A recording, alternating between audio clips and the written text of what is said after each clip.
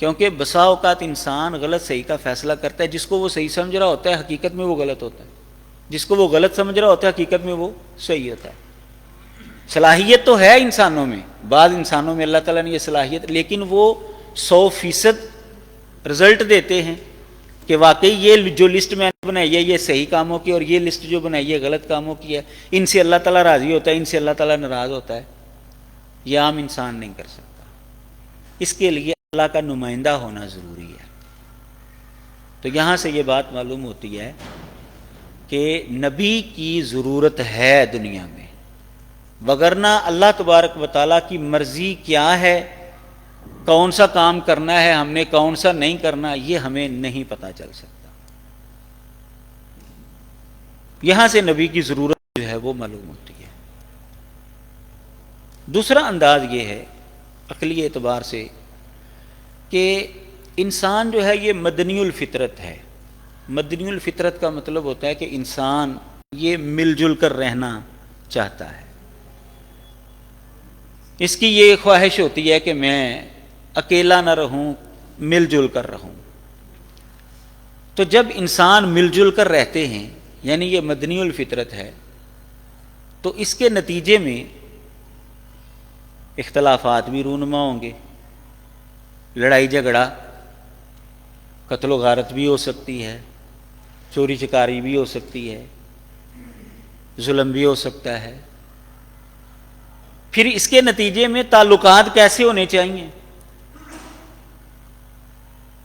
ماں باپ کے ساتھ کیسا رویہ ہونا چاہیے، اولاد کے ساتھ، بیوی کے ساتھ، ہمسایوں کے ساتھ، گلی محلے والوں کے ساتھ، وغیرہ وغیرہ۔ مدنی الفطرت کا لازمی نتیجہ ہے کہ یہ سوالات اٹھیں کہ اگر جھگڑا ہو جائے کیا کرنا چاہیے، لوگوں کے ساتھ رویہ ہمارا جو ہے وہ کیسے ہونا چاہیے۔ تو اب اس کو حل کرنے کے لیے انسانوں کو قانون کی ضرورت ہے، کسی اصول اور ضابطے کی ضرورت ہے۔ اگر کوئی بندہ کسی کی چوری کر دے، کسی کے اوپر ظلم کرے، زیادتی کرے، تو اس کو کیا ہونا چاہیے؟ خاموشی اختیار کرنی چاہیے، یا اس کو کوئی سزا دینی چاہیے، یا اس سے وہ مال واپس لینا چاہیے؟ ماں باپ کے ساتھ ہمارا رویہ کیسا ہونا چاہیے، وغیرہ وغیرہ۔ ان سب چیزوں کے لیے انسان کو کسی نہ کسی قانون کی ضرورت پڑے گی۔ جو لوگ کہتے ہیں نا جی مذہب کی ضرورت نہیں ہے، وہ دنیا کے کسی بھی حصے میں چلے جائیں، کسی بھی حصے میں چلے جائیں، کسی اصول اور ضابطے کے بغیر وہ زندگی گزار ہی نہیں سکتے۔ اب جو کہتے ہیں نا مذہب کی ضرورت نہیں ہے، وہ اپنے گھر کے اندر تو رہتے ہیں نا جی، چلیں دنیا کے کسی کونے میں نہ جائیں، گھر کے اندر جو 5-6 افراد رہتے ہیں وہ بھی کسی نہ کسی اصول کے تحت رہ رہے ہوں گے۔ کبھی اس نے بیوی والا سلوک اپنی ماں کے ساتھ نہیں کیا، اس کا مطلب یہ ہے کہ اس کے دماغ میں کوئی نہ کوئی اصول ہے، کوئی ضابطہ ہے اس کے دماغ میں۔ بیٹی والے معاملات بیٹے کے ساتھ، بیٹے والے بیٹی کے ساتھ، باپ والے بیٹے کے ساتھ، اس کے دماغ میں کچھ نہ کچھ ہے ضرور۔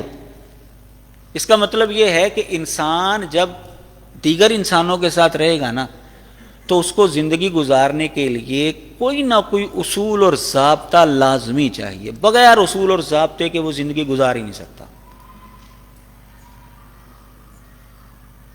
تو اب جب اصول اور ضابطہ اس کے لیے ضروری ہے،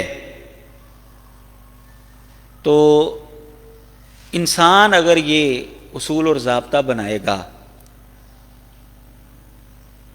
اور نافذ کرے گا اس کو دنیا میں، ممکن ہے دنیا میں کچھ فائدہ ہو جائے، ممکن ہے، لیکن اس قانون کا اللہ تعالیٰ کے سامنے بھی جا کر فائدہ ہوگا، یہ کوئی گارنٹی نہیں ہے۔ انسان جو بھی قانون اور ضابطہ بنائے دنیا میں، مذہب کے مقابلے میں لوگوں نے اصول اور ضابطے بنائے ہیں، دنیا میں کچھ نہ کچھ چلو فائدے اس کے مل سکتے ہیں، لیکن وہ ضابطے، وہ اصول، اس کے نتیجے میں آخرت میں اللہ تعالیٰ کے سامنے بھی بندہ سرخرو ہو، یہ کوئی گارنٹی نہیں۔ لہذا انسانوں کو ایسے اصول اور ضابطے چاہیے جو انسانوں کو دنیا کے اندر بھی کامیابی اور کامرانی سے نوازیں اور اللہ تعالیٰ کے سامنے بھی سرخرو کریں۔ اور یہ اصول اور ضابطے جو ہیں اللہ تعالیٰ کی طرف سے ہی آئیں گے تو پھر ہی یہ نتیجہ نکلے گا۔ اور جو شخصیت یہ اصول اور ضابطے لے کر آئے گی وہ شخصیت اللہ کا نبی ہوگا۔ یوں ہمیں مذہب کی بھی ضرورت معلوم ہوتی ہے اور نبی کی بھی ضرورت معلوم ہوتی ہے۔ تیسرا انداز یہ ہے کہ انسان کے اندر دو قوتیں ہیں، ایک بہیمی اور ایک ملکوتی۔ بہیمی یعنی درندہ، جانور، ظلم زیادتی، اس سے مراد یہ لیتے ہیں ظلم زیادتی کرنا، نفسانی خواہشات کے پیچھے چلنا، اور ملکوتی یعنی فرشتوں والی نیکی، تقوی، للہیت، اطاعت، فرما برداری، عبادت، یہ دو قوتیں ہیں۔ معاشرے کو اگر بہترین بنانا ہے نا، معاشرے کو اگر بہترین معاشرہ بنانا ہے تو انسان اپنی بہیمی قوت کو ملکوتی قوت کے متحد کر دے، پھر معاشرہ درست ہوگا۔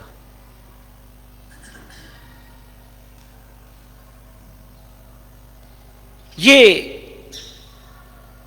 طریقہ کار ہے، یہ اصول ہے۔ اب یہ عقلی طور پر یعنی عقل سلیم والا بندہ جو ہے نا وہ تو معلوم کر سکتا ہے کہ میری یہ قوت یا فلاں بندے کی یہ قوت بہیمی ہے اور اس کو اس کے تابع کرنا چاہیے، لیکن یہ عقلی امکان ہے، یعنی ایسا ہو سکتا ہے، عقلی اعتبار سے ایسا ممکن ہے، لیکن خارج کے اندر جب ہم دیکھتے ہیں تو ہمیں بے شمار ایسے لوگ ملتے ہیں، نظر آتے ہیں کہ جن کی آنکھوں پر ہرس، لالچ، نفسانی خواہشات کا پردہ پڑا ہوا ہے، اور وہ یہ فرق ہی نہیں کر پاتے کہ یہ بہیمی قوت ہے یا یہ ملکوتی قوت ہے، مجھے یہ کام کرنا چاہیے یا نہیں کرنا چاہیے۔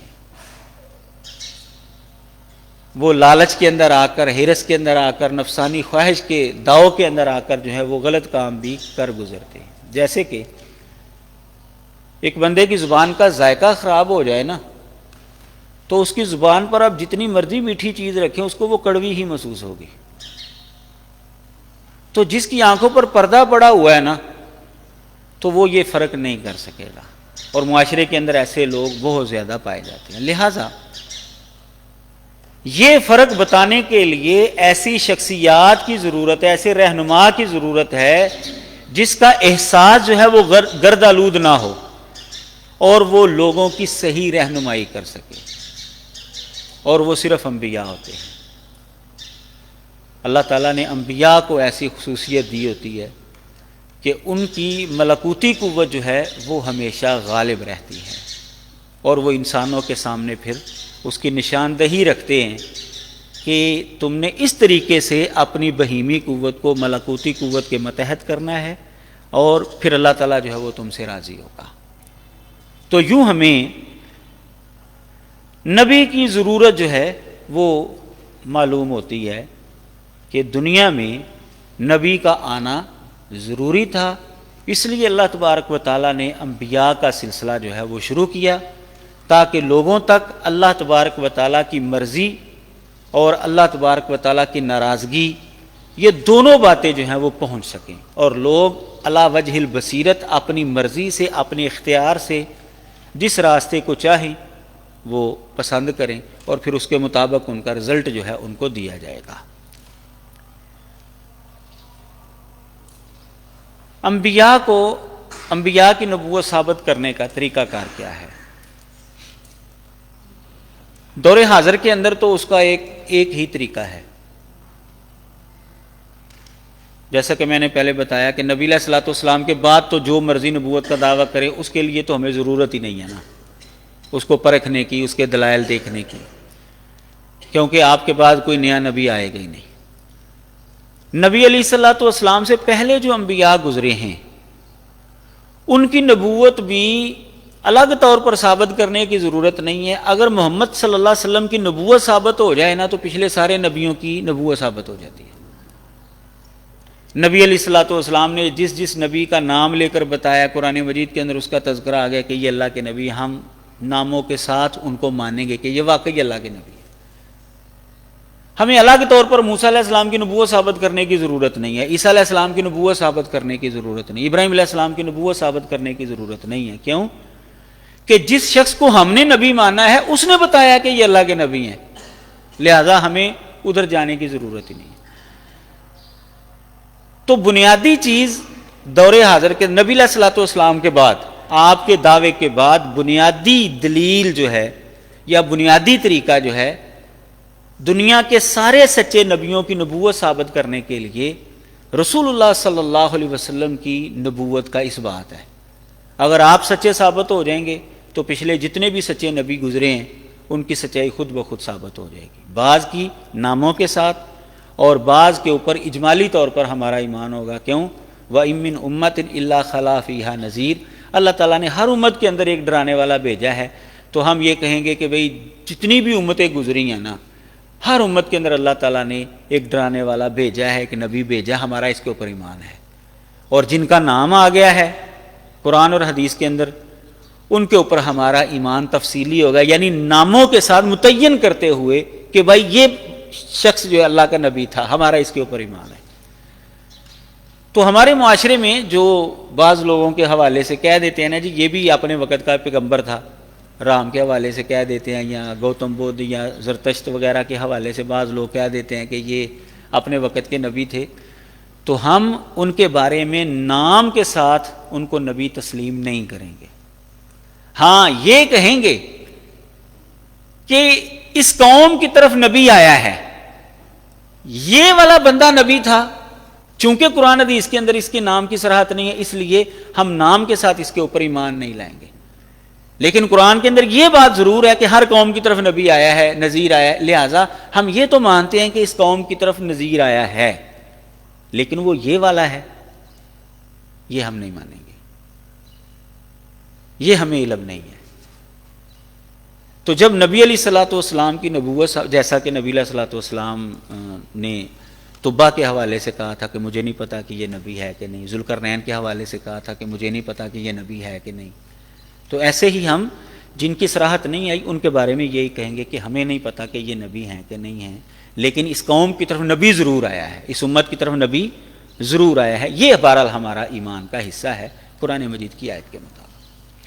تو جب ہم نبی علیہ الصلوۃ والسلام کی نبوت کو ثابت کر دیں گے نا تو پھر کسی بھی سچے نبی کی نبوت کو ثابت کرنے کی ضرورت ہی نہیں ہے۔ مثال کے طور پر جو یہودی ہیں وہ حضرت عیسیٰ علیہ الصلوۃ والسلام کو سچا نہیں مانتے، تو جب ہم کسی یہودی کو یہ ثابت کر دیں گے کہ محمد صلی اللہ علیہ وسلم اللہ کے سچے نبی ہیں اور وہ نبی علیہ السلام کو اللہ کا سچا نبی مان لے گا، تو وہ اس کے نتیجے میں خود بخود حضرت عیسیٰ علیہ السلام کو سچا نبی مان لے گا۔ اس کے لیے ہمیں حضرت عیسیٰ علیہ السلام کی نبوت کے اس بات کے لیے الگ دلائل دینے کی ضرورت نہیں پڑیں گے، کیونکہ وہ محمد صلی اللہ علیہ وسلم کو جب اس نے نبی مان لیا، ایمان لے آیا، تو آپ نے فرمایا عیسیٰ علیہ السلام جو ہے وہ نبی ہیں، ورسولا الی بنی اسرائیل، قرآن نے کہا ہے ان کو بنی اسرائیل کی طرف نبی بنا کر بھیجا، رسول بنا کر بھیجا، تو اس کو ماننا پڑے گا۔ تو اس لیے نبی علیہ الصلوۃ والسلام کے آنے کے بعد سابقہ سچے نبیوں کی نبوت کو ثابت کرنے کے لیے نبی علیہ الصلوۃ والسلام کی نبوت کو ثابت کر دیا جائے تو باقی سب کی نبوت ثابت ہو جائے گی، الگ طور پر ہمیں اس کی ضرورت نہیں پڑے گی۔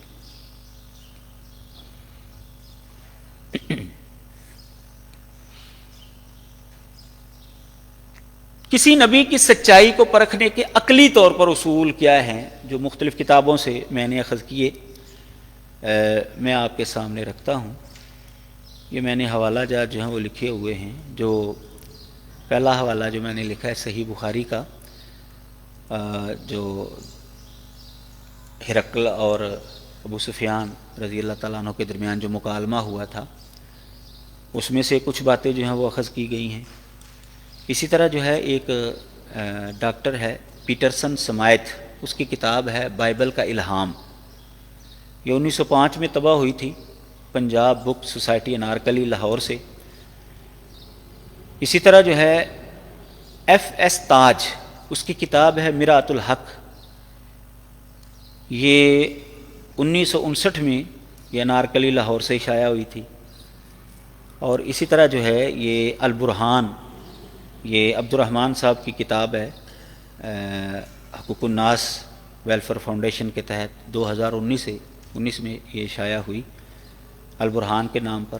اس سے یہ مختلف باتیں جو ہیں میں نے اخذ کی ہیں کہ عقلی اعتبار سے اگر ہم دیکھیں پرکھیں کسی نبی کو کہ یہ سچا ہے کہ نہیں ہے تو وہ یہ حسب ذیل باتیں ہیں۔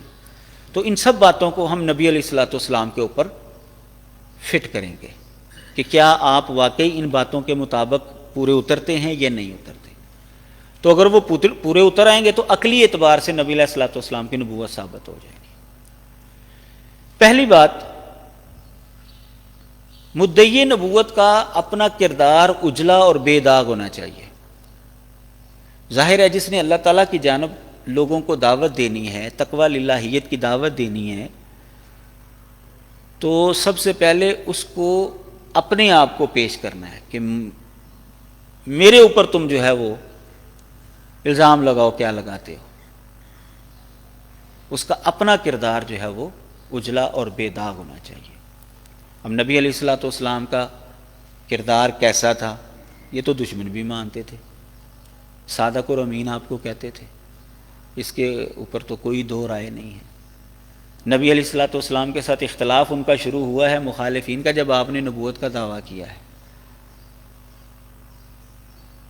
تو جب نبوت کا دعویٰ نہیں کیا ہوا تھا وہ آپ کو بڑی قدر کی نگاہ سے دیکھتے، ان کو وہ سمجھتے تھے، مانتے تھے کہ یہ بندہ جو ہے بالکل صحیح سچا کھرا بندہ ہے۔ تو نبی علیہ الصلوۃ والسلام کا اپنا دامن جو ہے وہ اس طرح کے داغوں سے بالکل پاک تھا، اپنا کردار ان کا اجلا اور بے داغ تھا۔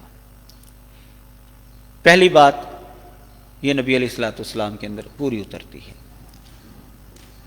دوسری بات، اس کے قول اور فعل کے اندر تضاد نہ ہو، لوگوں کو کہے کہ تم نے تقوی اختیار کرنا ہے، اللہ سے ڈرنا ہے، چوری نہیں کرنی، تم نے یہ نہیں کرنا، خود جو ہے وہ غلط حرکتیں کرتا ہو، تو اس کا مطلب یہ ہے کہ یہ اللہ تعالیٰ کی جانب سے نہیں ہے۔ تو اس کے قول اور فعل کے اندر تضاد نہیں ہونا چاہیے۔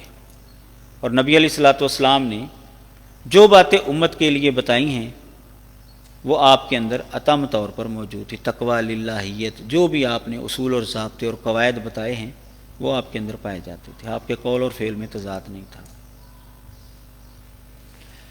نمبر 3، مدعی نبوت دیانت دار ہو، سچا ہو اور امانت دار ہو۔ اگر وہ دیانت اور امانت سے اور سچائی سے دور ہے تو پھر اس کی بات کا اور اس کے دعوے کا اعتبار کیسے کیا جائے گا؟ کیسے لوگ مانیں گے کہ یہ بندہ سچ بول رہا ہے؟ کیسے لوگ مانیں گے کہ یہ خدا کا پیغام جو ہے وہ پورے کا پورا پہنچا رہا ہے؟ اگر اس کے اوپر ایسا الزام ہو کہ یہ بندہ جو ہے فراڈیا ہے، اس نے دھوکہ دیا ہوا ہے، تو اس کی کسی بات کا اعتبار نہیں رہے گا۔ اگر اس سے جھوٹ ثابت ہو جائے تو اس کے کسی دعوے کا بھی اعتبار نہیں رہے گا۔ تو عقلی اعتبار سے جب ہم اس پر غور کرتے ہیں تو واقعی ایک نبی کو ایسا ہی ہونا چاہیے، کیونکہ اگر اس میں سے کوئی بھی خرابی اس کے اندر پائی جائے گی تو اس کا دعویٰ جو ہے وہ حقیقت پر مبنی نہیں رہے گا۔ نمبر 4، سخاوت کی اعلیٰ مثال ہو، کیونکہ اگر نبی جو ہے وہ مال و دولت اکٹھا کرنے کے چکر میں لگا رہے تو لوگ یہی سوچیں گے کہ یہ تو مال کی خاطر لوگوں کے اندر اپنے آپ کو بڑا کر رہا ہے، یہ تو دنیا کے لالچ کے اندر اپنے آپ کو اس نے نبی بنایا ہوا ہے۔ اب نبی علیہ الصلوۃ والسلام کا طرز عمل آپ دیکھ لیں، دعوی نبوت سے پہلے آپ کا کاروبار تھا، مالدار تھے، لیکن دعوی نبوت کے بعد نبی علیہ الصلوۃ والسلام کا کوئی کاروبار بھی نہیں تھا، اور جو تحفے تحائف آپ کو ملتے تھے اس سے گزر بسر ہوتی تھی۔ گھر والوں کی صورتحال کیا تھی یہ تو سب کو پتہ ہے، کئی دن تک جو ہے وہ گھر میں چولہا نہیں جلتا تھا، اور اگر جو تحفے تحائف بادشاہوں کی جانب سے آپ کو ملتے تھے تو گھر میں داخل ہونے سے پہلے آپ اس کو تقسیم کر دیا کرتے تھے، صحابہ کے اندر بانٹ دیتے تھے، مستحقین میں دے دیا کرتے تھے، گھر میں لے کر نہیں جاتے تھے۔ اس کا مطلب یہ ہے کہ نبی علیہ الصلوۃ والسلام کا دعویٰ جو ہے وہ دنیا کے لالچ پر جو ہے وہ مبنی نہیں تھا۔ وہ کہ غیر مسلم جو ہیں وہ یہ شو کرواتے ہیں کہ جی یہ آپ جو ہے نا وہ نعوذ باللہ مال و دولت اکٹھا کرنے کے لیے جو ہے نا آپ نبی بنے۔ بھئی اگر مال و دولت اکٹھا کرنے کے لیے آپ نبی بنے ہوتے تو پھر آپ کے تو بڑے جو ہے وہ محلات ہونے چاہیے تھے، بلکہ آپ نے تو اپنے لیے اور اپنی نسل کے لیے صدقہ لینا جو ہے وہ حرام کر دیا۔ صدقے کا مال آپ لوگ نہیں کھا سکتے، تو کیا اس بندے ایسا بندہ جو ہے وہ کوئی لالچی ہو سکتا ہے؟ تو بہرحال اچھا، اسی طرح جو ہے وہ صفوان بن امیہ کا واقعہ اگر آپ دیکھیں گے کہ جب حنین کی غنیمتیں آئی تھیں تو صفوان بن امیہ جو ہے نا وہ بذات خود مکے کا امیر ترین آدمی تھا، لیکن اس نے اسلام قبول نہیں کیا فتح مکہ کے موقع پر۔ تو جب نبی علیہ الصلوۃ والسلام کو امید تو تھی کہ یہ بندہ مسلمان ہو جائے گا، تو حنین کی غنیمتیں آئیں تو بڑے جانور جو آپ کو پتہ ہے وہ غنیمت کے اندر آئے، تو آپ نے صفوان کو 100 اونٹ دے دیے، یہ تیرے ہیں، یہ میرے 100 اور دے دیے، یہ بھی تیرے ہیں۔ صفوان بن امیہ جو کہ خود بذات خود امیر آدمی تھا، اس کے ذہن کے اندر یہ بات آئی کہ یہ بندہ لالچی نہیں ہے، اگر یہ لالچ کی وجہ سے اس نے دعویٰ کیا ہوتا تو یہ اتنی سخاوت کیسے کرتا؟ لالچی بندہ تو اتنی سخاوت کر ہی نہیں سکتا۔ تو وہ مسلمان ہو گئے۔ تو نبی علیہ الصلوۃ والسلام سخاوت کی اعلیٰ مثال تھے۔ عقلی اعتبار سے دیکھا جائے تو نبی علیہ الصلوۃ والسلام کی نبوت جو ہے اس طرح بھی ثابت ہوتی ہے کہ آپ کو دنیا کا کوئی لالچ نہیں تھا، بلکہ آپ جانتے ہیں کہ نبی علیہ الصلوۃ والسلام نے فقیری جو ہے وہ مانگ کر لی تھی۔ نبی علیہ الصلوۃ والسلام نے اللہ تعالیٰ سے یہ دعا کی تھی کہ یا اللہ مجھے فقیر رکھنا اور فقیروں کے زمرے میں مجھے اکٹھا کرنا، جمع کرنا۔ 5ویں بات یہ ہے کہ وہ بے غرض ہو، بے لوث ہو، اور اللہ تعالیٰ کے علاوہ کسی سے اجر کا وہ تقاضا نہ کرے۔ اب قرآن مجید کے اندر آپ دیکھیں گے نبیوں نے یہی کہا تھا، جتنے بھی سچے نبی انہوں نے یہی کہا تھا، ما اسألکم علیہ اجرا، میں اجرت نہیں تم سے مانگ رہا، میں جو تمہیں دعوت دے رہا ہوں نا، تم سے مجھے کوئی مال و دولت کی اور اجرت کی جو ہے نا وہ کوئی امید نہیں ہے۔ ان اجریہ الا علی اللہ، میرا اجر میری اجرت اللہ سے، میں اللہ سے لوں گا جو بھی لینا۔ تو نبی علیہ الصلوۃ والسلام نے بھی انسانوں سے کسی چیز کا جو ہے وہ طمع نہیں رکھا، کسی چیز کی لالچ نہیں رکھی، مال و دولت کے اعتبار سے۔ ایمان کی تو آپ لالچ رکھتے تھے نا، بلکہ اللہ تعالیٰ کو کہنا پڑا کہ آپ اپنے آپ کو ہلاک کر دیں گے اس بات پر کہ یہ ایمان نہیں لا رہے۔ یہ تو ہر نبی کی لالچ ہے ہی کہ لوگ جو ہیں وہ ایمان لے ہیں۔ دنیاوی اعتبار سے بات ہو رہی ہے، دنیاوی اعتبار سے نبی جو ہے وہ بے غرض اور بے لوث ہونا چاہیے، اور اللہ کے علاوہ کسی سے اجر کا وہ متقاضی نہ ہو، اور یہ نبی علیہ الصلوۃ والسلام کے اندر پائی جاتی تھی چیز۔ عقل اس کی کامل ہونی چاہیے، بے وقوف نہیں ہونا چاہیے وہ شخص۔ ظاہر ہے بے وقوف یا پاگل ہوگا تو اس کی بات کا کوئی بھی اعتبار نہیں کرے گا، اور نبی علیہ الصلوۃ والسلام کی عقل جو ہے وہ بالکل کامل تھی۔ کبھی بھی آپ سے ایسا معاملہ سرزد نہیں ہوا جس کے اوپر بے عقلی کا حکم جو ہے وہ لگایا جا سکے، اور آپ نے ایسے جو ہیں وہ معاملات جو ہیں وہ حل کیے ہیں جو لوگوں کی سمجھ سے باہر تھے۔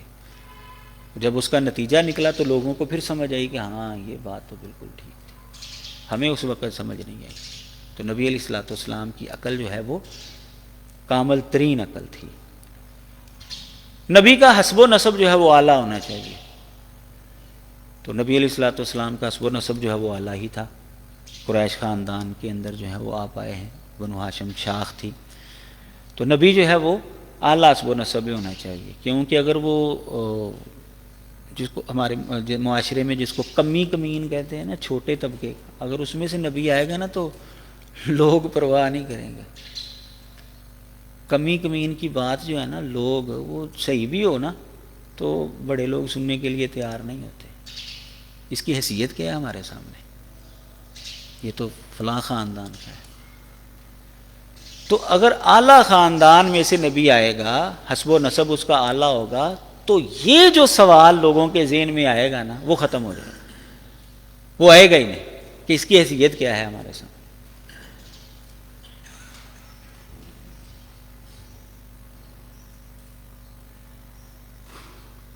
مرد ہو، جیسا کہ آپ جانتے ہیں، عورت کے معاملات جو ہیں وہ ایسے ہوتے ہیں کہ وہ کما حقہ جو ہے وہ عملی مظاہرہ نہیں کر سکتی معاملات کا. اس لیے مرد ہونا جو ہے یہ ضروری ہے. اخلاق کاملہ کا اعلیٰ نمونہ ہو. نبی علیہ الصلوۃ والسلام کے اندر یہ چیز بھی عطام طور پر پائی جاتی تھی. اس کے دعوی نبوت میں تدریج نہیں ہونی چاہیے، سٹیپ بائی سٹیپ نبوت تک نہ وہ پہنچے. کیونکہ اگر تدریج ہے نا تو اس کے اوپر جو ہے سوالات اٹھیں گے کہ یہ حالات کے مطابق جو ہے پینترا بدل رہا ہے. شروع میں اس نے دعویٰ نہیں کیا تھا، لوگوں کے اندر جو ہے اپنی قدر و منزلت بنائی تھی کہ لوگ میری طرف توجہ کر لیں. جب اس نے دیکھا کہ اب میری طرف لوگوں کی توجہ ہو گئی ہے، مجھے بڑا سمجھنا شروع ہو گئے، پھر اس نے ایک سٹیپ آگے بڑھایا. اور پھر جب اس نے دیکھا کہ لوگوں کے ذہنوں میں یہ بات بھی بیٹھ گئی تو پھر اس نے ایک اور سٹیپ آگے بڑھایا، اور حتیٰ کہ یہ نبوت کے درجے پر چلا گیا. نبی وہ ہے کہ جس کو اللہ تعالیٰ کی طرف سے پیغام ملا اور اس نے کھل کر اعلان کیا کہ میں اللہ کا نبی ہوں. لوگوں کے سامنے اسی وقت جو ہے جب اللہ کی طرف سے آرڈر آ گیا اس نے اعلان کر دیا کہ میں اللہ کا نبی ہوں، میری پیروی کرو تم. تو تدریج نہیں ہونی چاہیے دعوی نبوت کے اندر. دعوے سے قبل اس میں کبھی جھوٹ نہ، یعنی جو اس کے مخالف ہو گئے ہیں نا اب دعوے کے بعد، وہ اس کی دعوے سے پہلے کی زندگی پر جو ہے نا وہ کوئی جھوٹ کا الزام نہ لگا سکے، ثابت نہ کر سکے. اس کی تعلیم میں ہر نیک کام کا حکم اور ہر برے کام سے ممانعت ہو، کیونکہ نبی کی تعلیم جو ہے وہ صحیح ہونی چاہیے. اگر وہ برائی کا حکم دیتا ہے تو اس کا مطلب یہ ہے کہ وہ خدا تعالیٰ کی جانب سے نہیں ہے، کیونکہ خدا تعالیٰ جو ہے وہ برائی کا حکم نہیں دیتا. خدا تعالیٰ جو ہے وہ تو نیکی چاہتا ہے. اس کی تعلیم میں شیطان کو خوش کرنے والی کسی بات کا شائبہ تک نہ ہو، کیونکہ اگر خدا کا جو سب سے بڑا دشمن ہے مد مقابل، جو اپنے آپ کو سمجھتا ہے، وہ اگر اس نبی کی تعلیم سے خوش ہو جائے تو اس کا مطلب یہ ہے کہ وہ نبی سچا نہیں ہے. اس کو ناراض کرنے والی تعلیم ہونی چاہیے. یہی وجہ ہے کہ اسلام سے آج بھی وہی لوگ جو ہیں وہ خائف ہیں. اسلام کو نافذ نہیں ہونے دینا پوری دنیا میں، جو مرضی ہو جائے، یہ ان کا جو ہے نا وہ مشن ہے. وجہ کیا ہے؟ ان کو پتہ ہے کہ جب یہ نافذ ہو جائے گا تو پھر ہمارا جو آقا ہے وہ ناراض ہو جائے گا. انہوں نے اپنے آقا کو جو ہے وہ خوش کرنے کے لیے یہ سارا کام کیا. اس کی تعلیم انسانوں کی زندگی بدل دیتی ہو، یعنی وہ لوگ برے کام چھوڑ کر اچھے کردار کے مالک بن جائیں. تو نبی علیہ الصلوۃ والسلام کی تعلیم کے نتیجے میں آپ دیکھ لیجئے معاشرہ جو ہے وہ بہترین معاشرہ بن گیا، کہ جو لوگ بچیوں کو زندہ درگور کرتے تھے وہ بھی توبہ طائب ہو گئے، حقوق العباد کا خیال نہیں رکھتے تھے، ظلم اور زیادتی کرتے تھے، ڈاکہ زنی کرنا وہ فخر سمجھا کرتے تھے. تو وہ لوگ سارے کے سارے جو اس تعلیم کے تحت آتا گیا وہ دنیا کا بہترین انسان بنتا گیا. کیونکہ پھل جو ہے، درخت جو ہے وہ اپنے پھل سے پہچانا جاتا ہے. اس کا پھل جو ہے وہ اچھا ہوگا تو اس درخت کو بھی اچھا سمجھا جائے گا، پھل اچھا نہیں ہے تو اس درخت کو بھی اچھا نہیں سمجھا جائے گا. تو نبی علیہ الصلوۃ والسلام کی لائی ہوئی تعلیم کے نتیجے میں دنیا کو اچھا پھل ملا یا برا پھل ملا، ہر بندہ اپنی جگہ پر رہ کر جو ہے وہ فیصلہ کر سکتا ہے۔ اس کی زبان سے جو پیشین گوئی نکلے نا وہ پوری ہو اپنے وقت کے اوپر، اگر اس نے وقت کا تعین کر دیا ہے تو وہ اپنے وقت کے اوپر پوری ہو، جیسا کہ کیونکہ ظاہر ہے کہ یہ پیشین گوئی جو ہے یہ مستقبل کے اندر پوری ہونے والی بات ہے، اور یہ کوئی بھی انسان جو ہے وہ اپنے فہم اور عقل سے نہیں کر سکتا، یہ اللہ تعالیٰ کی جانب سے اس کو پتہ چلے گا تو پھر ہی وہ بیان کرے۔ ایک ہے ٹیوے لگانا وہ اور چیز ہے، اچھا، اور ایک ہے ایگزیکٹ بتانا، اور دعویٰ بھی ہے اس کا کہ مجھے اللہ تعالیٰ کی جانب سے یہ بات معلوم ہے۔ تو اگر وہ بات پوری نہ ہو تو اس کا مطلب یہ ہے کہ وہ بندہ اپنے دعوے کے اندر سچا نہیں ہے، وہ اللہ تعالیٰ کی جانب جھوٹ لگا رہا ہے۔ تو نبی علیہ الصلوۃ والسلام کی جتنی بھی پیشین گوئیاں تھیں جن کا آپ نے وقت کا تعین کر دیا وہ اپنے وقت پر پوری ہوئی، جیسا کہ آپ کو پتہ ہے کہ نبی علیہ السلام نے غزوہ بدر سے ایک دن پہلے جو ہے وہ فرمایا تھا کہ کل یہاں پر فلاں گرے گا، یہاں پر فلاں گرے گا، وہاں پر فلاں گرے گا، ھذا مصرع فلان غدا انشاءاللہ، ھذا مصرع فلان غدا انشاءاللہ۔ صحابی فرماتے ہیں کہ اگلے دن وہ بندہ ادھر ہی گرا تھا، آپ نے تعین کر دیا ایک دن پہلے کہ کل فلاں بندہ یہاں پر گر کر مرے گا، یہاں پر گر کر مرے گا، تو وہ بندہ ادھر ہی گر کر مرا، آگے پیچھے نہیں ہوا وہ۔ اور اس طرح کی دیگر جو ہے وہ پیشین گوئیاں جن کا وقت متعین نہیں کیا، ان میں سے کچھ جو ہے وہ ماضی کے اندر پوری ہو گئی، کچھ ہم اپنی آنکھوں سے دیکھ رہے ہیں کہ پوری ہو رہی ہیں، اور کچھ مستقبل کے اندر آنے والے لوگ دیکھیں گے کہ وہ پوری ہو جائیں گی۔ تو نبی علیہ الصلوۃ والسلام کی کوئی بھی پیشین گوئی وہ جھوٹی ثابت نہیں ہوئی، نہ ہی کوئی ثابت کر سکا ہے۔ اس کا مطلب یہ ہے کہ آپ کا دعویٰ جو ہے وہ سچا دعویٰ تھا، آپ اللہ کے سچے نبی ہیں۔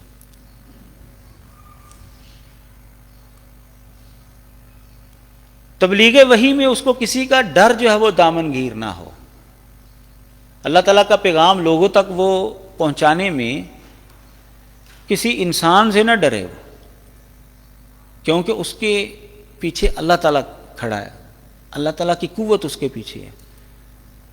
اگر وہ انسانوں سے ڈر کر اللہ کا پیغام پہنچانے کے اندر جو ہے وہ سستی کرے گا یا چھپ جائے گا تو اس کا مطلب یہ کہ اس کو خود اعتماد نہیں ہے کہ اللہ میرے ساتھ ہے۔ تو جب اس کو خود اعتماد نہیں ہے تو مطلب یہ ہے کہ وہ اپنے دعوے کے اندر سچا نہیں ہے۔ تو اس کے دل کے اندر وحی پہنچانے میں کسی انسان کا ڈر اور خوف نہیں ہونا چاہیے۔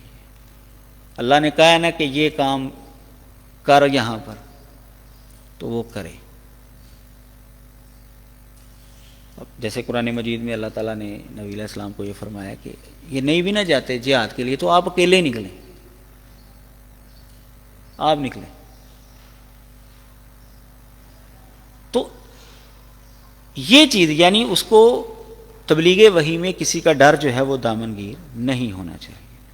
یہ ہیں وہ عقلی اعتبار سے کچھ اصول اور قواعد کہ جن کی وجہ سے کسی نبی کی نبوت کو پرکھا جا سکتا ہے کہ وہ سچا مدعی ہے یا جھوٹا مدعی ہے۔ تو یہ ساری باتیں رسول اللہ صلی اللہ علیہ وسلم کے اندر پائی جاتی تھیں، بحسن و خوبی پائی جاتی ہیں، اس لیے ہم یہ کہتے ہیں لوگوں کو کہ نبی علیہ الصلوۃ والسلام اللہ کے سچے نبی اور رسول ہیں۔ بلکہ آپ ان کو یہ بھی کہہ سکتے ہیں نبی علیہ السلام کی نبوت ثابت کرنے کے لیے کہ دنیا میں آپ کسی سچے انسان کی سچائی کو پرکھنے کا کوئی بھی معیار مقرر کر لیں جو عقلی اعتبار سے درست ہو، ظاہر عقلی بات کر رہے ہیں نا ہم، عقلی اعتبار سے درست ہو، یہ نہیں کہے کہ وہ 4 منزل سے چھلانگ لگائے تو بچ جائے پھر وہ سچا ثابت ہوگا، ظاہر ہے یہ عقلی اعتبار سے تو یہ بات درست نہیں ہے۔ آگ کے اندر چھلانگ لگائے تو پھر وہ بچ جائے تو یہ پھر وہ سچا ثابت ہوگا، نہیں۔ عقلی اعتبار، عقل جس اصول کو صحیح قرار دے دے وہ اصول دنیا کے اندر بنا لیں، نبی علیہ الصلوۃ والسلام اس کے اوپر پورا اتریں گے۔ کسی سچے انسان کی سچائی کو معلوم کرنے کا عقلی اعتبار سے جون سا مرضی اصول بنا لیں، نبی علیہ الصلوۃ والسلام اس کے اوپر پورے اتریں گے۔ چند ایک تو میں نے آپ کے سامنے رکھ دی ہیں جو غیر مسلموں نے بھی تسلیم کیا کہ سچے نبی کے اندر یہ بات ہونی چاہیے، یہ بات ہونی چاہیے، نبی علیہ الصلوۃ والسلام کے اندر وہ بالکل پائی جاتی ہیں۔ اب ہم آتے ہیں اس بات کی طرف کہ نبی علیہ الصلوۃ والسلام کی نبوت کا اس بات نقلی اعتبار سے یعنی دلائل کے اعتبار سے، عقل اور نقل، نبوت محمدیہ کا اس بات عقل اور نقل کی روشنی میں۔ تو چونکہ ہمارے معاشرے میں زیادہ تر جو نبی علیہ الصلوۃ والسلام کی نبوت کا اس بات کرنے کی ہمیں ضرورت پڑتی ہے وہ ہیں مسیحی لوگ۔ یہودی جو ہیں وہ یہاں پر ہیں نہیں، ملحدین کے ساتھ اگر آپ نے بات کرنی ہے تو ان کو پہلے جو ہے وہ وجود باری تعالیٰ منوانا پڑتا ہے، پھر اس کے بعد ضرورت مذہب کی اور وحی کی اور نبی کی، پھر اس کے بعد نبی علیہ الصلوۃ والسلام کی باری آتی ہے۔ لیکن اگر ان کے ساتھ ڈائریکٹ جو ہے آپ نبی علیہ السلام کی سچائی پر گفتگو کریں تو باقی سارے معاملات حل ہو جاتے ہیں۔ میری ایک ملحد کے ساتھ گفتگو ہوئی تو وہ ہندوؤں سے وہ ملحد ہوا تھا، ورن نام تھا اس کا، تو مجھ سے سوال کرتا رہا، میں جواب دیتا رہا، تو پھر میں نے کہا جی، اس نے کہا کہ اب میرے سوال ختم ہو گئے، میں ٹھیک ہے۔ میں نے پھر اس کے ساتھ جو ہے وجود باری تعالیٰ کے حوالے سے گفتگو شروع کی، تو میں نے اس کو یہ کہا کہ ہم اللہ تعالیٰ کو مانتے ہیں اس لیے کہ محمد صلی اللہ علیہ وسلم نے ہمیں بتایا ہے، ہمیں نبی علیہ السلام نے بتایا کہ اللہ تعالیٰ ہے، اس لیے ہم اللہ تعالیٰ کا وجود مانتے ہیں، اللہ تعالیٰ کو مانتے ہیں۔ تو میں نے کہا جی اب نبی علیہ الصلوۃ والسلام چونکہ دنیا کے سب سے سچے انسان ہیں، تو اگر آپ کو کوئی اعتراض ہے اور سب سے سچا انسان اگر کوئی بات کہے تو ظاہر ہے وہ تو ماننی پڑے گی نا، تو اگر آپ کو کوئی اعتراض ہے نبی علیہ السلام کی سچائی کے اوپر تو آپ وہ اعتراض کریں۔ ہاں میں نے یہ دلیل پہلے بھی سنی ہوئی ہے، یہ میرے سامنے آئی تھی یہ دلیل پہلے بھی، بس یہ اس کا جواب تھا۔ تو نبی علیہ الصلوۃ والسلام کی سچائی جب ہم ثابت کر دیں گے نا تو ہر چیز ثابت ہو جاتی ہے، ہر چیز ثابت ہو جاتی ہے۔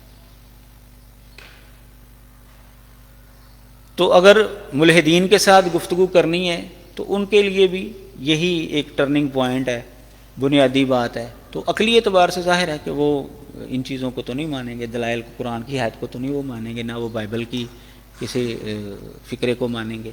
تو عقلی اعتبار سے آپ ان کے ساتھ گفتگو کریں کہ بھئی کسی انسان کی سچائی کو ثابت کرنے کے اصول اور ضابطے کیا ہے، وہ آپ ہمیں بتا دیں، اس کے مطابق ہم دیکھ لیتے ہیں ہمارا نبی جو ہے وہ پورا اترتا ہے کہ نہیں اترتا۔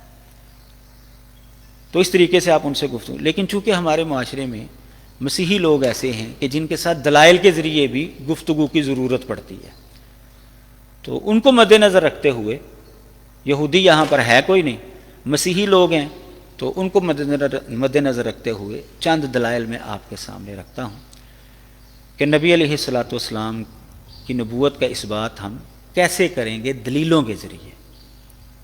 پہلے نمبر پر جو ہماری دلیل ہوگی قرآن مجید کی وہ آیات کریمات جس میں اللہ تعالیٰ نے یہ فرمایا ہے کہ اس نبی کا ذکر جو ہے وہ تمہاری کتابوں کے اندر موجود ہے، جیسا کہ میں نے خطبے کے شروع میں آیت تلاوت کی تھی، سورۃ الاعراف کی آیت نمبر 157، الذین یتبعون الرسول النبی الامی الذی یجدونہ مکتوبا عندہم فی التوراۃ والانجیل،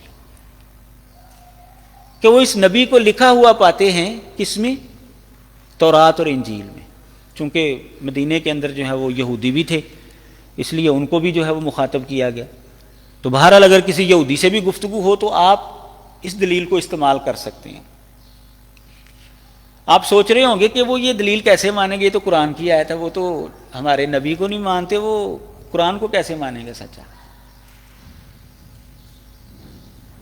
تو ہم نے اس دلیل کو استعمال کیسے کرنا ہے نبی علیہ الصلوۃ والسلام کی سچائی کو ثابت کرنے کے لیے، یہ آپ نے سمجھنا ہے۔ ہم نے قرآن مجید کی یہ آیت پڑھنی ہے، اور ہم نے ایک تو ہمارا اس کے اندر دعویٰ پایا گیا کہ نبی علیہ الصلوۃ والسلام کا ذکر جو ہے وہ پہلی کتابوں کے اندر موجود ہے، دوسرا یہ دعوے کے ساتھ ساتھ دلیل بھی ہے. وہ دلیل کیسے ہے؟ دلیل ایسے ہے کہ جب یہ آیات کریمات اتری تھی یعرفونہ کما یعرفون ابناءہم اور یہ آیت یا اس طرح کی دیگر آیات، تو اس وقت اہل تورات بھی موجود تھے اور اہل انجیل بھی موجود تھے اس معاشرے کے اندر. اگر وہ سمجھتے کہ قرآن مجید کا یہ دعویٰ غلط ہے، ہماری کتابوں میں ان کا تذکرہ نہیں پایا جاتا، قرآن مجید یہ غلط بیانی سے کام لے رہا ہے، تو اسلام کو ختم کرنے کے لیے ان کے پاس صرف 1 منٹ بلکہ اس سے بھی کم عرصہ موجود تھا. وہ کرتے کیا؟ اپنی تورات پکڑتے، اپنی انجیل پکڑتے اور محمد صلی اللہ علیہ وسلم کے سامنے، صحابہ کے سامنے رکھتے کہ دیکھو جی تمہارا قرآن کہتا ہے کہ اس نبی کا ذکر ہماری کتابوں میں، یہ لیں ہماری کتاب، اس میں سے نکال کر دکھائیں. بات ختم ہو جاتی. نبی علیہ الصلوۃ والسلام کی نبوت جو ہے وہ ختم ہو جاتی. لیکن ان میں سے کسی نے ایسا نہیں کیا. انہوں نے نبی علیہ السلام کو شہید کرنے کی کوشش کی، سازشیں کی. انہوں نے صبح ایمان لے آؤ شام کو کافر ہو جاؤ، شام کو ایمان لے آؤ صبح کو کافر ہو جاؤ، تاکہ اس کے پیروکار سمجھے کہ یار یہ دین ہے نہیں ہے، یہ تو لوگ تو آتے ہیں جاتے ہیں، یہ تو اہمی دین ہے، اس کو کیا ماننا ہے ہم نے. یعنی وہ بدزن ہو جائے. انہوں نے صحابہ کو بدزن کرنے کی کوشش کی، نبی علیہ السلام کو شہید کرنے کی کوشش کی، سارا کچھ کیا. انہوں نے جنگیں کی انہوں نے نبی علیہ السلام کے ساتھ. تو جو کام 1 منٹ سے پہلے حل ہو سکتا تھا اس کے لیے انہوں نے باقی سارے کام کیے، وہ کام نہیں کیا انہوں نے. وجہ کیا ہے؟ وجہ یہ ہے کہ ان کو پتا تھا کہ یہ بات ہے ہماری کتابوں میں،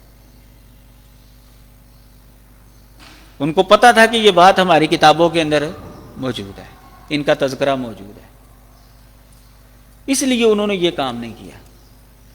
تو اس کا مطلب یہ ہے کہ یہ آیات دعویٰ بھی ہے ہمارا اور دلیلیں بھی ہیں. اگر نبی علیہ السلام کا ذکر تمہاری کتابوں میں نہیں ہے تو سب سے پہلے اس کا انکار کسے کرنا چاہیے تھا؟ نبی علیہ السلام کے زمانے کے یہودیوں اور عیسائیوں کو. انہوں نے خاموشی اختیار کی ہے، انہوں نے قرآن کے اس چیلنج کو توڑا نہیں ہے، اس بات کو غلط نہیں ٹھہرا سکے. اس کا مطلب یہ ہے کہ تذکرہ ہے، نبی علیہ الصلوۃ والسلام کی نبوت کا ذکر ان کتابوں کے اندر موجود ہے. یوں یہ ہماری دلیل بنتی ہے. تو یہ ہماری پہلی دلیل ہوگی.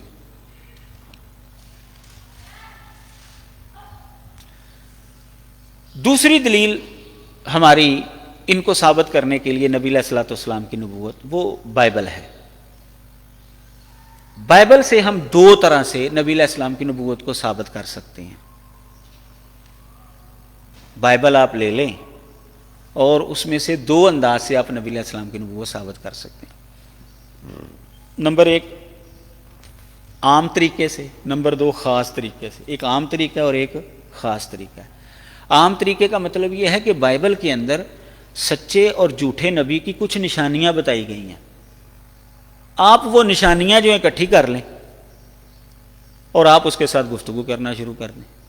ہاں جی آپ کی بائبل کے اندر یہ نشانی ہے سچے نبی کی، تو ہم دیکھتے ہیں محمد صلی اللہ علیہ وسلم کا نبوت کا دعویٰ ہے، تو کیا وہ اس کے اوپر پورے اترتے ہیں کہ نہیں اترتے؟ دیکھ لیتے ہیں. اگر پورے اتر ہے، جب بائبل نے یہ سچے نبی کی نشانی بتائی ہے تو آپ دیکھ لیتے ہیں نا محمد صلی اللہ علیہ وسلم کو پرکھ کر کے وہ اس کے اوپر پورے اترتے ہیں کہ نہیں. اگر پورے اتریں گے تو بائبل کے مطابق وہ سچے ثابت ہو جائیں، نہیں اتریں گے تو نہیں ثابت ہوں گے. ایک تو طریقہ یہ ہے، یعنی اس کو عمومی طریقہ ہم کہہ سکتے ہیں، یعنی سچے نبی کی جو علامات بائبل کے اندر موجود ہیں ان کو آپ مد نظر رکھ کر اس کے ساتھ گفتگو کریں اور نبی علیہ الصلوۃ والسلام کے اوپر اس کو فٹ کرنا شروع کر دیں، اور نبی علیہ الصلوۃ والسلام کی نبوت سچی ثابت ہو جائے گی. اور دوسرا طریقہ کار یہ ہے کہ خصوصی طور پر وہ مقامات بائبل کے جن میں نبی علیہ الصلوۃ والسلام کا ذکر آج بھی کسی نہ کسی انداز سے موجود ہے، وہ مقامات آپ اس کے ساتھ ڈسکس کریں تو نبی علیہ الصلوۃ والسلام کی نبوت جو ہے وہ ثابت ہو جائے گی. یہ 2 انداز ہیں بائبل سے نبی علیہ الصلوۃ والسلام کی نبوت کو ثابت کرنے کا. پہلا جو انداز ہے یعنی عمومی انداز کہ بائبل کے اندر سچے نبی کی نشانیاں کیا بتائی گئی ہیں، ان کو جب ہم مد نظر رکھیں گے تو نبی علیہ الصلوۃ والسلام اس کے تحت بالکل سچے ثابت ہوتے ہیں۔ پہلی نشانی، بائبل کے اندر کتاب ہے کتاب استثناء۔ بائبل کا کچھ تعارف ہے آپ بھائیوں کو؟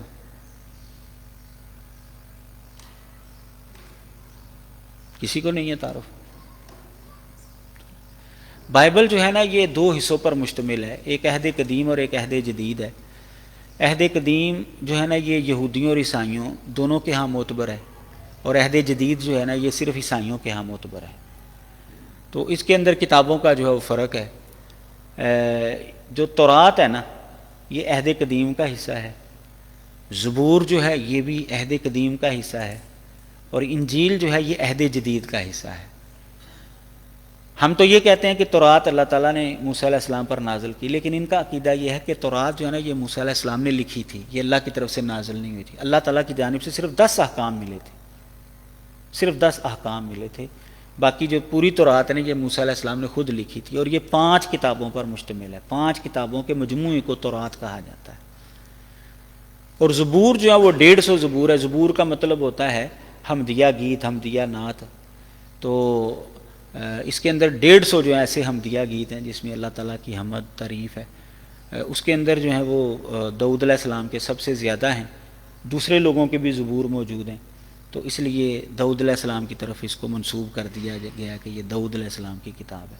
ہمارے نزدیک تو زبور جو ہے یہ ایک کتاب ہے جو اللہ تعالیٰ کی جانب سے یہ وحی کی صورت میں حضرت داؤد علیہ السلام پر نازل ہوئی ہے۔ کسی اور بندے کو زبور نہیں دیے گئے، لیکن جو موجودہ بائبل ہے اس کے اندر دوسرے لوگوں کے بھی زبور ہیں، بلکہ 50 زبور ایسے ہیں کہ جن کے کہنے والوں کا پتہ ہی نہیں ہے، وہ مجہول لوگ ہیں، علم ہی نہیں ہے، وہ خود بھی مانتے ہیں یار پتہ نہیں ہے کس کے ہیں۔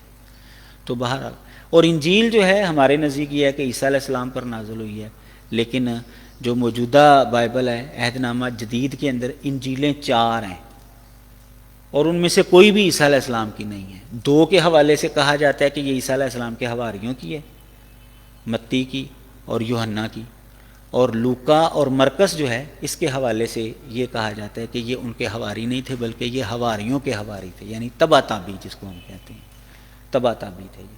لیکن کنفرم یہ جو 2 صحابی بناتے ہیں نا متی کو اور یوحنا کو، ان کے محققین بھی یہ بات کہتے ہیں کہ کنفرم نہیں ہے کہ یہ واقعی وہی متی اور یوحنا ہے جو حضرت عیسیٰ علیہ السلام کے حواری تھے۔ تو بہرحال یہ علمی گفتگو ہے، تحقیقی گفتگو، آپ اس موضوع پر لکھی کتابوں میں آپ دیکھ سکتے ہیں۔ تو بائبل کے اندر جو تورات ہے نا، تورات جیسے کہ میں نے بتایا یہ 5 کتابوں پر مشتمل، اس کی جو 5ویں کتاب ہے نا استثناء، اس کا باب نمبر 13 اور فقرہ نمبر 1 سے لے کر 5 تک پڑھیں گے نا تو آپ کو سچے نبی کی نشانی ایک ملے گی۔ وہ کیا ہے کہ سچا نبی وہ ہوتا ہے جو صرف اللہ کی دعوت دیتا ہے، اللہ کی طرف لوگوں کو بلاتا ہے، یعنی توحید کی دعوت دیتا ہے۔ شرک کی دعوت دینے والا ہرگز سچا نبی نہیں ہو سکتا۔ ہم نے یہ پہلی علامت دیکھی بائبل میں سے۔ تو جب ہم نبی علیہ الصلوۃ والسلام کی تعلیم کو دیکھتے ہیں تو نبی علیہ الصلوۃ والسلام کی تعلیم میں توحید پائی جاتی ہے یا شرک پایا جاتا ہے؟ توحید پائی جاتی ہے۔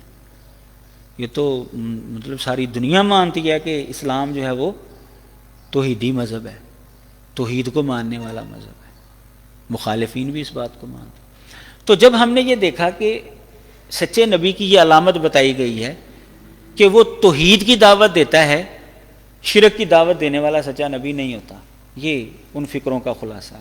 تو نبی علیہ الصلوۃ والسلام کو جب ہم نے دیکھا، آپ کی تعلیم کو دیکھا، تو اس کے اندر ہمیں توحید ملتی ہے، شرک کی نفی ملتی ہے، توحید کا اس بات ملتا ہے اور شرک کی نفی۔ لہٰذا آپ کے اندر جو ہے یہ پہلی نشانی سچے نبی کی پائی گئی۔ دوسری نشانی جو سچے نبی کی ہے، یرمیہ، یہ نبی گزرے ہیں، ان کے مطابق ان کی کتاب ہے یرمیہ کے نام سے ہی، ان کے نام سے، اس کا باب نمبر جو ہے وہ 23 ہے اور فقرہ نمبر 14 اور 15۔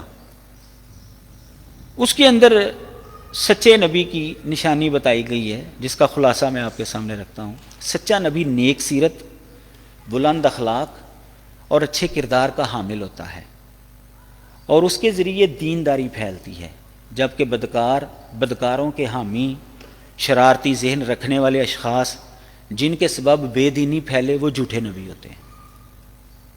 سچے اور جھوٹے نبی کا یہ معیار بیان ہوا ہے، جس کا خلاصہ میں نے آپ کے سامنے رکھا ہے۔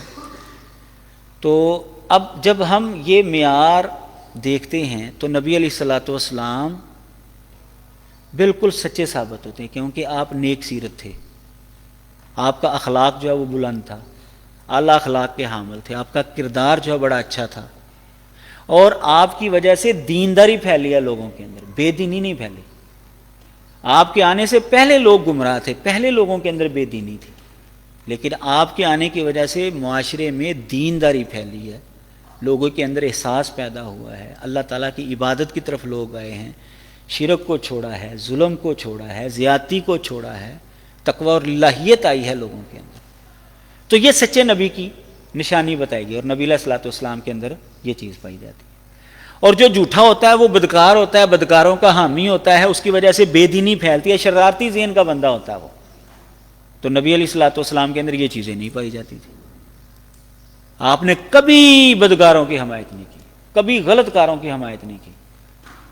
اور آپ کو پتہ ہے کہ جب حضرت اسامہ نے سفارش کی تھی کہ اس خاتون کو چھوڑ دیا جائے، یہ قریش کی خاتون ہے، اس نے چوری کیا، تو نبی علیہ السلام نے کیا فرمایا تھا؟ لو انا فاطمہ بنت محمد سرقت لقطعت یدہ، کہ اگر میری بیٹی فاطمہ جو ہے نا وہ بھی چوری کرتی نا تو میں اس کا بھی ہاتھ کاٹ دیتا۔ نبی علیہ الصلوۃ والسلام نے کبھی بھی غلط کام کرنے والے لوگوں کی حمایت نہیں کی، اور آپ کے نتیجے میں آپ کے آنے کی وجہ سے بے دینی نہیں پھیلی، بلکہ دینداری، تقوی الہیت لوگوں کے اندر آیا ہے۔ تو اس اعتبار سے اگر ہم دیکھتے ہیں تو نبی علیہ الصلوۃ والسلام سچے نبی ثابت ہوتے ہیں۔ اسی طرح تیسری نشانی یا تیسری علامت یہ ہے سچے نبی کی کہ سچا نبی اللہ تعالیٰ کی جانب سے آنے والی وحی ہی لوگوں کے سامنے رکھتا ہے، اپنی طرف سے خدا کے ذمے کوئی بات نہیں لگاتا۔ اللہ تعالیٰ نے اگر ایک بات کہی ہی نہیں ہے تو وہ کہے کہ یہ اللہ نے کہا ہے، ایسا کہنے والا جھوٹا ہوتا ہے۔ سچا نبی ہمیشہ وہی بات کرتا ہے جو اللہ تعالیٰ کی جانب سے اس کے اوپر آئے۔ اب نبی علیہ الصلوۃ والسلام، یہ کتاب استثناء، یہ حوالہ جو ہے کتاب استثناء باب 18 فقرہ نمبر 20، انجیل یوحنا باب 16 فقرہ نمبر 13 اور 14، اس کو مد نظر رکھ کر یہ خلاصہ میں نے آپ کے سامنے رکھا ہے۔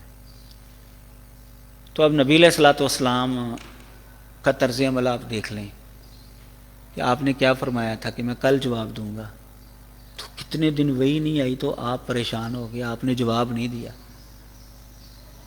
اگر آپ کو کسی بات کا نہیں پتا تو آپ کہہ دیتے تھے کہ ابھی میرے پاس وہی نہیں آئی، اللہ کی طرف سے پیغام آئے گا، بات مجھے معلوم ہوگی تو پھر میں بتاؤں گا۔ آپ انتظار کرتے تھے۔ وما ينطق عن الهوى ان هو الا وحی یوحی ولو تقول علینا بعض الاقاویل۔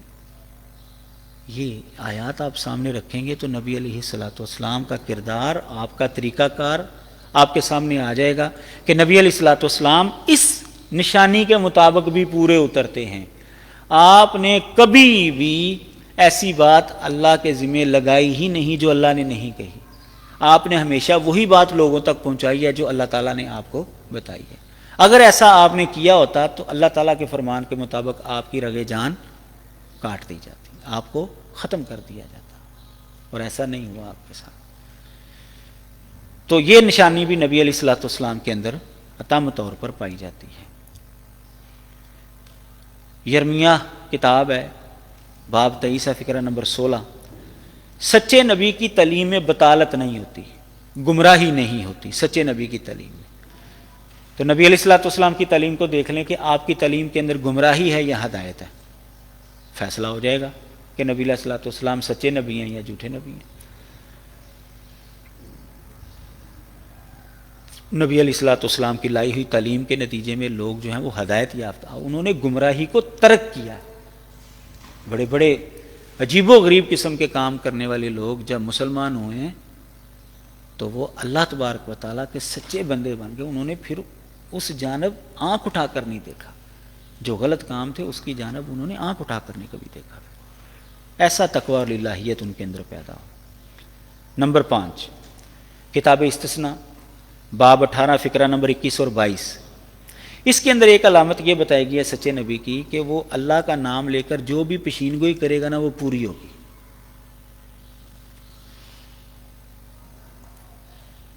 اب نبی علیہ الصلوۃ والسلام نے جو بھی پیشین گوئی کی ہے وہ پوری ہوئی ہے.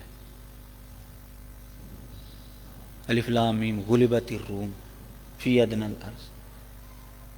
رومی جو ہیں وہ چند سالوں کے اندر پھر غالب آئے ہیں.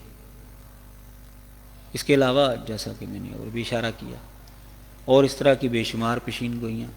قیامت کے قریب جو ہے وہ حرج زیادہ ہو جائے گا، حرج قتل بکثرت ہونا شروع ہو جائیں گے. اب دیکھ لیجئے قتل جو ہے بکثرت ہونا شروع ہو گئے.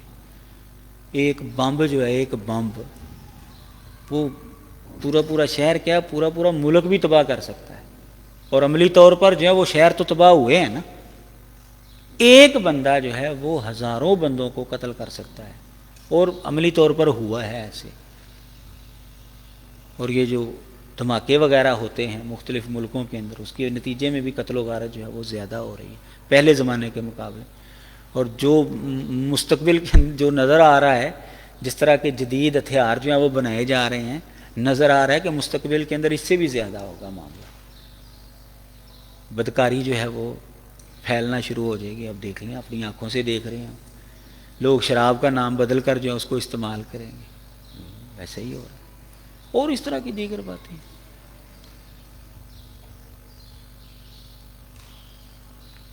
عہد نامہ جدید کے اندر ایک کتاب ہے ایک خط ہے کرنتھیوں کے نام خط. یہ دو ہیں ایک پہلا خط اور دوسرا خط. یہ پولوس نے خط لکھے. چھٹی نشانی میں آپ کے سامنے رکھتا ہوں. کرنتھیوں کا دوسرا خط باب نمبر 12 اور فقرہ نمبر بھی 12. اس کے اندر سچے نبی کی علامت بیان ہوئی ہے کہ سچے نبی کی نشانیوں میں معجزات اور عجیب کاموں کا رونما ہونا بھی شامل ہے. یعنی سچے نبی سے معجزات بھی سرزد ہوتے ہیں. یہ سچے نبی کی ایک علامت ہے. تو نبی علیہ الصلوۃ والسلام سے معجزات بھی سرزد ہوئے ہیں. آپ کی انگلیوں سے پانی نکلنا شروع ہو گیا.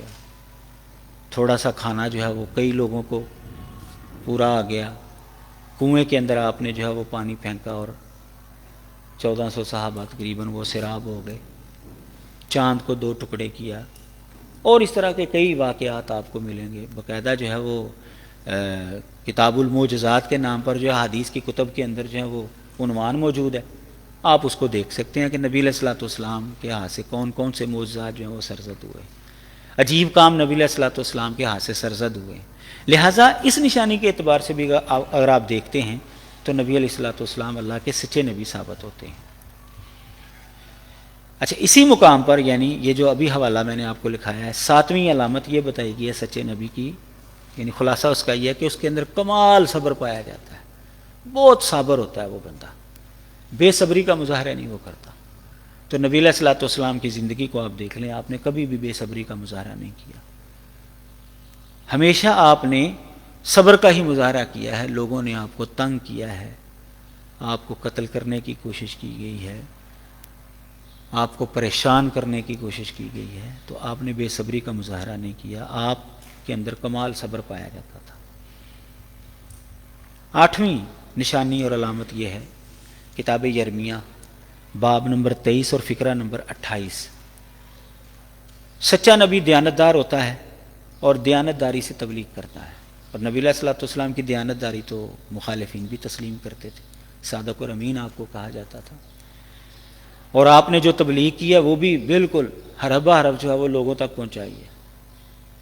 ام المومنین سیدہ عائشہ رضی اللہ تعالی عنہا نے یہ بات واضح طور پر بیان کر دی کہ جو یہ کہے کہ محمد صلی اللہ علیہ وسلم نے کوئی بات چھپائی ہے تو وہ جھوٹ بول رہا ہے. وہ اللہ تعالیٰ کے ذمے جھوٹ لگا رہا ہے.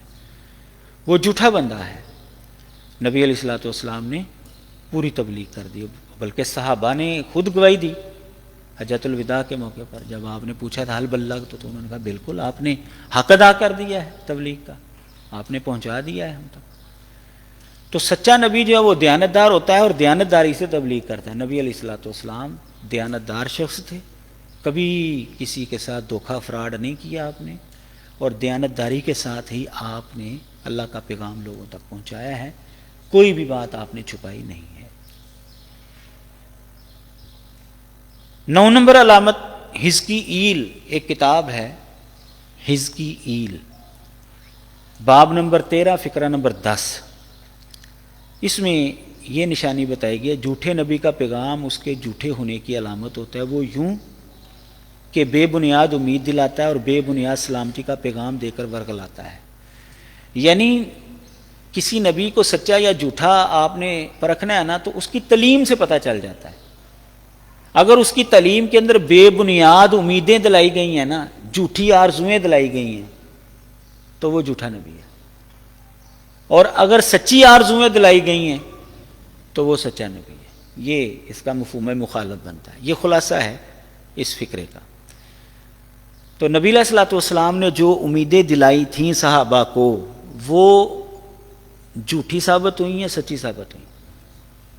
نبی علیہ السلام نے فرمایا, جو سب سے پہلی امید دلائی تھی آپ نے کیا فرمایا تھا, جو سیرت کی کتابوں کے اندر معروف ہے, قولوا لا الہ الا اللہ تفلحوا تملک العرب والعجم. لا الہ الا اللہ کہہ دو, فلاح پا جاؤ گے, عرب و عجم کے مالک بن جاؤ گے. صحابہ بنے کہ نہیں بنے عرب و عجم کے مالک؟ نبی علیہ السلام نے امید دلائی اور وہ امید پوری ہوئی, سچی ثابت ہوئی. سورۃ احزاب کے اندر یہ بات ہے کہ یہ بتایا گیا کہ جب تم اس نبی کو مانو گے نا تو یہ لوگ اکٹھے ہو کر آ جائیں گے. تو جب وہ اکٹھے ہو کر آ گئے نا تو صحابہ کا ایمان پہلے سے اور زیادہ ہو گیا. یعنی جو نبی علیہ السلام نے بتائی تھی بات, وہ بالکل اسی طرح جو ہے وہ ان کے سامنے آ گئی. تو نبی علیہ الصلوۃ والسلام نے جو امیدیں صحابہ کو دلائی تھیں وہ امیدیں سچی ثابت ہوئیں. اس کا مطلب یہ ہے کہ آپ سچے نبی ہیں. ان میں سے کوئی بھی امید جھوٹی ثابت نہیں ہے, اس لیے آپ سچے نبی ثابت ہوتے ہیں اس علامت کے مطابق. 10 نمبر علامت یہ ہے اسی کتاب یعنی حزقی ایل کے اندر, باب نمبر 3 اور فقرہ نمبر 22 ہے. اس کا خلاصہ یہ ہے کہ جھوٹے نبی کا پیغام جو ہے نا وہ نیک لوگوں کو رنجیدہ کرتا ہے اور شرارتی لوگوں کو حوصلہ دیتا ہے. اب نبی علیہ الصلوۃ والسلام کا جو پیغام ہے وہ آج بھی موجود ہے. یہ 2 نمبر لوگوں کو فائدہ دیتا ہے یا 1 نمبر لوگوں کو فائدہ دیتا ہے؟ اس پیغام سے نیک لوگ خوش ہوتے ہیں یا 2 نمبر لوگ خوش ہوتے ہیں؟ اس کا فیصلہ ہر بندہ کر سکتا ہے. نبی علیہ الصلوۃ والسلام کی تعلیم سے غلط بندہ جو ہے نا وہ خوش نہیں ہے, جو نیک آدمی ہے وہ خوش ہوتے ہیں. اس کا مطلب یہ ہے کہ نبی علیہ السلام کے اندر یہ نشانی بھی پائی جا رہی ہے. اگر آپ نعوذ باللہ جھوٹے ہوتے تو آپ کی تعلیم سے برے لوگ جو ہیں وہ خوش ہونے چاہیے تھے, نیک لوگ جو ہیں وہ رنجیدہ اور پریشان ہونے چاہیے تھے. لیکن نیک لوگ جو ہیں وہ خوش ہوتے ہیں اور برے لوگ جو ہیں وہ ناراض ہوتے ہیں. اس کا مطلب یہ ہے کہ یہ سچے نبی کی علامت آپ کے اندر پائی جا رہی ہے. 11ویں علامت انجیل متی, یہ اصل لفظ تو متا ہے لیکن مسیحی لوگ اس کو متی پڑھتے ہیں, تو وہ ہماری بھی زبان پر ایسے ہی چڑھ گیا ہے متی, ان کے ساتھ باتیں کر کر کے. چلیں آپ اس کو بہرحال متا ہی سمجھیں. انجیل متی باب 7 فقرہ نمبر 15 سے لے کر 19 تک, اس میں عیسیٰ علیہ الصلوۃ والسلام کے حوالے سے بتایا گیا کہ انہوں نے سچے اور جھوٹے نبی کی پہچان کا ایک اصول اور ضابطہ بیان کیا ہے. وہ اصول اور ضابطہ یہ ہے کہ اس کا پھل, جیسے درخت اپنے پھل سے پہچانا جاتا ہے, اس طرح سچا اور جھوٹا نبی اپنے پھل سے پہچانا جائے گا. پھل اچھا ہوگا تو درخت اچھا سمجھا جائے گا, پھل برا ہوگا تو درخت بھی برا سمجھا جائے گا. اسی طرح اگر سچے نبی کا پھل جو ہے وہ اچھا ہے, یعنی اس کے جو پیروکار ہیں وہ خود بھی نیک بنے اور انہوں نے نیکی پھیلائی ہے, تو اس کا مطلب یہ ہے کہ وہ مدعی نبوت بھی سچا ہے, کیونکہ اس کے پیروکار بھی سچے، انہوں نے سچائی پھیلائی ہے، اس کے پیروکار بھی نیکی پھیلائی ہے، اس کا مطلب یہ ہے کہ وہ خود بھی نیک اور سچا ہے۔ اور اگر اس کے پیروکار برے لوگ ہیں، برائی پھیلاتے ہیں، ان کے اندر تقوی للہیت نہیں آ رہی، خدا خوفی نہیں آ رہی، اس کا مطلب یہ ہے کہ وہ نبی بھی سچا نہیں ہے۔ تو اب نبی علیہ الصلوۃ والسلام کا پھل ہم دیکھ لیتے ہیں۔ صحابہ کرام رضوان اللہ علیہم اجمعین، نبی علیہ الصلوۃ والسلام کے آنے سے پہلے کی ان کی کیفیت اور نبی علیہ الصلوۃ والسلام کو قبول کرنے کے بعد کی کیفیت، آپ یہ دونوں کیفیتیں سامنے رکھ کر ہر بندہ اپنی جگہ پر رہ کر فیصلہ کر سکتا ہے کہ حضرت عیسیٰ علیہ الصلوۃ والسلام کے بتائے ہوئے اس اصول کے مطابق نبی علیہ الصلوۃ والسلام سچے نبی ثابت ہوتے ہیں یا کہ جھوٹے ثابت ہوتے ہیں۔ نتیجہ یہی نکلے گا کہ نبی علیہ الصلوۃ والسلام سچے نبی ثابت ہوتے ہیں۔ کیوں؟ کہ آپ کا جو لایا ہوا پھل ہے اس نے دنیا کو فائدہ دیا ہے، دنیا کے اندر نیکی تقوی للہیت پھیلائی ہے، خود بھی وہ متقی پرہیزگار تھے اور دنیا کو بھی یہی سبق انہوں نے دیا ہے۔ یہ ہیں جی 11 علامات بائبل میں سے جو میں نے آپ کے سامنے رکھی ہیں عمومی اعتبار سے، جن کے ذریعے ہم نبی علیہ الصلوۃ والسلام کی نبوت کو سچا ثابت کر سکتے ہیں۔ السلام۔ خصوصی اعتبار سے اگر ہم دیکھیں وہ مقامات کہ جن میں نبی علیہ الصلوۃ والسلام کا تذکرہ آج بھی کسی نہ کسی صورت میں موجود ہے، آپ اس موضوع پر لکھی کتابوں کے اندر تفصیل جو ہے وہ دیکھ سکتے ہیں۔ صرف ایک پیشین گوئی کے اوپر ہم گفتگو کرتے ہیں جو کہ بڑی بنیادی ہے۔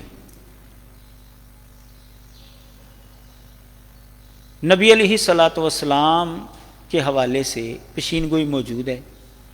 اچھا، حتیٰ کہ ایک پیشین گوئی ایسی ہے،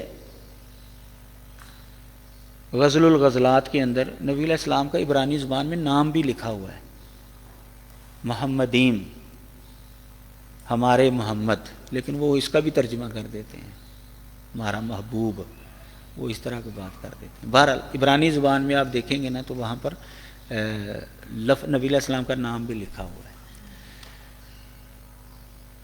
خیر، جو بڑی پیشین گوئی ہے جس کے اوپر سب سے زیادہ ان کے ساتھ جو ہے وہ گفتگو ہوتی ہے، وہ میں آپ کے سامنے رکھتا ہوں، اور اس کے اوپر انہوں نے سب سے زیادہ تیاری بھی انہوں نے کی ہوتی ہے، اس لیے وہ آپ کے سامنے رکھنا زیادہ مناسب ہے تاکہ ان کے جو طریقہ واردات ہے وہ بھی آپ کے سامنے آ جائے۔ یہ پیشین گوئی ہے کتاب استثناء، باب 18، فقرہ نمبر 18، 15 سے لے کر 18 تک۔ موسیٰ علیہ السلام کو اللہ تعالیٰ نے فرمایا، میں ان کے لیے ان کے ہی بھائیوں میں سے تیری مانند ایک نبی برپا کروں گا اور اپنا کلام اس کے منہ میں ڈالوں گا، اور جو کچھ میں اسے حکم دوں گا وہی وہ ان سے کہے گا، اور جو کوئی میری ان باتوں کو جن کو وہ میرا نام لے کر کہے گا نہ سنے تو میں ان کا حساب اسے لوں گا۔ یہ پیشین گوئی ہے۔ موسیٰ علیہ السلام کو اللہ تعالیٰ نے فرمایا تھا کہ میں ان کے لیے ان کے بھائیوں میں سے تیری مانند ایک نبی برپا کروں گا۔ یہ قوم بنی اسرائیل کے لیے ان کے بھائیوں میں سے تیری مانند ایک نبی آئے گا۔ موسیٰ علیہ السلام کی مانند، موسیٰ علیہ السلام کی مثل، مثیل موسیٰ، مانند موسیٰ، یہ نبی آنا ہے۔ یہ یہاں پر پیشین گوئی موجود ہے۔ موسیٰ علیہ الصلوۃ والسلام سے لے کر حضرت عیسیٰ علیہ السلام تک میرا مناظرہ اس کے اوپر موجود ہے، ڈیبیٹ موجود ہے۔ کراچی کے اندر جو ہے یہ مناظرہ ہوا تھا، نہ کراچی میں نہیں، یہاں لاہور میں ہی، کراچی میں دوسرے موضوع پر، وہ بھی پیشین گوئی کے حوالے سے ہی تھا۔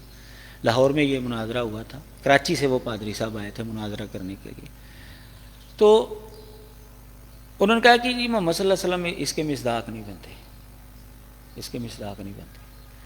میں نے اس کو کہا اچھا موسیٰ علیہ السلام کے بعد ایک ایسے نبی نے آنا تو ہے نا، تو موسیٰ علیہ السلام سے لے کر عیسیٰ علیہ السلام تک کسی نبی کا مانند موسیٰ ہونے کا دعویٰ جو ہے وہ مجھے دکھاتا ہوں۔ کسی نبی نے یہ کہا ہو کہ میں موسیٰ کی مانند نبی ہوں یا موسیٰ کی طرح کا نبی ہوں، یہ دعویٰ صرف محمد صلی اللہ علیہ وسلم نے کیا ہے۔ نبی موسیٰ علیہ السلام کے بعد صرف ایک ہی نبی ایسا آیا جس نے یہ دعویٰ کیا ہے، اور کسی نبی نے یہ دعویٰ کیا ہی نہیں۔ جب کسی نبی نے یہ دعویٰ ہی نہیں کیا تو تم خام خواہ اس کے کھاتے میں وہ بات ڈال رہے ہو جو اس نے کہی نہیں۔ وہ ان کے نزدیک نظریہ یہ ہے کہ حضرت عیسیٰ علیہ السلام اس کے مصداق ہیں مانند موسیٰ سے۔ تو بہرحال وہ تو ان کو وہ خدا مانتے ہیں، اور یہاں پر تو نبی کا تذکرہ ہے۔ خدا اور نبی جو ہے وہ تو ایک نہیں ہو سکتے، کیونکہ نبی جو ہے وہ خدا کا نمائندہ ہوتا ہے، اور خدا جو ہے وہ نبی کو اپنے نمائندے کے طور پر بھیجتا ہے۔ اگر حضرت عیسیٰ علیہ السلام خدا ہیں تو پھر وہ نبی نہیں، اگر وہ اس پیشین گوئی کے مصداق ہیں تو پھر وہ خدا نہیں ہیں۔ یہ فیصلہ تو وہ کریں گے نا، انہوں نے کون سی بات چھوڑنی ہے۔ بہرحال تو وہ پادری صاحب جو ہے نا وہ ہوتا تو دکھاتے، پوری بائبل کے اندر ایسی بات ہے ہی نہیں کہ کسی نبی نے یہ دعویٰ کیا کہ میں مانند موسیٰ ہوں۔ تو موسیٰ علیہ السلام کی طرح کا ایک نبی آنا ہے۔ اب موسیٰ علیہ السلام، اب ظاہر ہے آپ کو پتہ ہے دنیا کے اندر بھی اصول یہی ہے اور کتابوں کے اندر بھی اصول یہی ہے کہ کسی کو کسی کے ساتھ مشابہت دی جائے تو کسی خصوصی چیز کے اندر دی جاتی ہے۔ عمومی چیز کے اندر مشابہت وہ تو پھر بے شمار لوگ جو ہیں وہ بن جاتے ہیں اس طرح کے۔ اگر آپ کسی کو شیر کہیں گے تو آپ جو خصوصیت ہے شیر کی بہادری، آپ اس کے اعتبار سے، اگر آپ کسی کو چاند کہیں گے تو اس کی خوبصورتی اور گلائی کی وجہ سے آپ اس کو چاند کہیں گے، یعنی کوئی خصوصیت ایسی جو دوسری چیزوں میں عام طور پر نہیں پائی جاتی، اس کی وجہ سے آپ کسی کو تشبیہ دیتے ہیں۔ اب موسیٰ علیہ السلام کے ساتھ اس نبی کو تشبیہ دی گئی کہ وہ مانند موسیٰ ہے، وہ موسیٰ کی طرح کا نبی ہے۔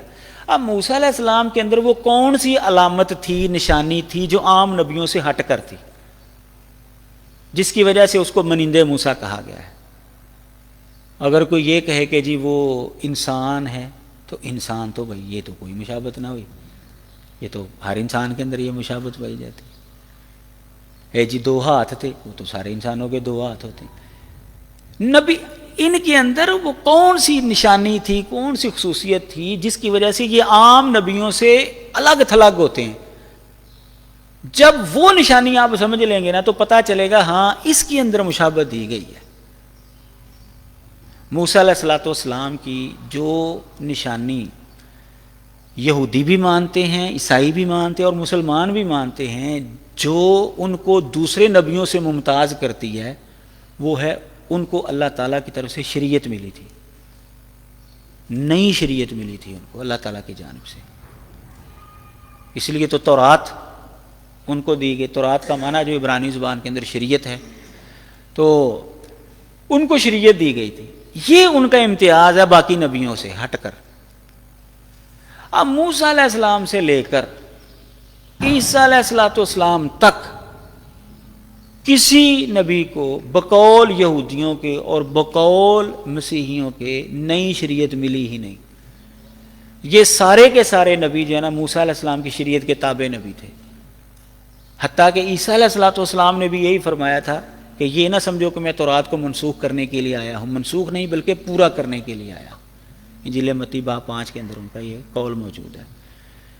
تو سارے کے سارے نبی جو ہے موسیٰ علیہ السلام کی شریعت کے تابع تھے۔ یہ ایک ایسی خصوصیت ہے جو موسیٰ علیہ السلام کو دیگر انبیاء سے ممتاز کرتی ہے۔ اب موسیٰ علیہ السلام سے لے کر نبی علیہ السلام تک جتنے بھی نبی آئے ہیں، آپ دیکھیے کہ کس کس نے نبوت کا دعویٰ کیا ہے۔ ایک طرف موسیٰ علیہ السلام کھڑے ہیں اور ایک طرف محمد صلی اللہ علیہ وسلم کھڑے ہیں۔ درمیان میں جتنے بھی نبی آئے ہیں نا، ان میں سے کسی نے نئی شریعت کا دعویٰ کیا ہی نہیں۔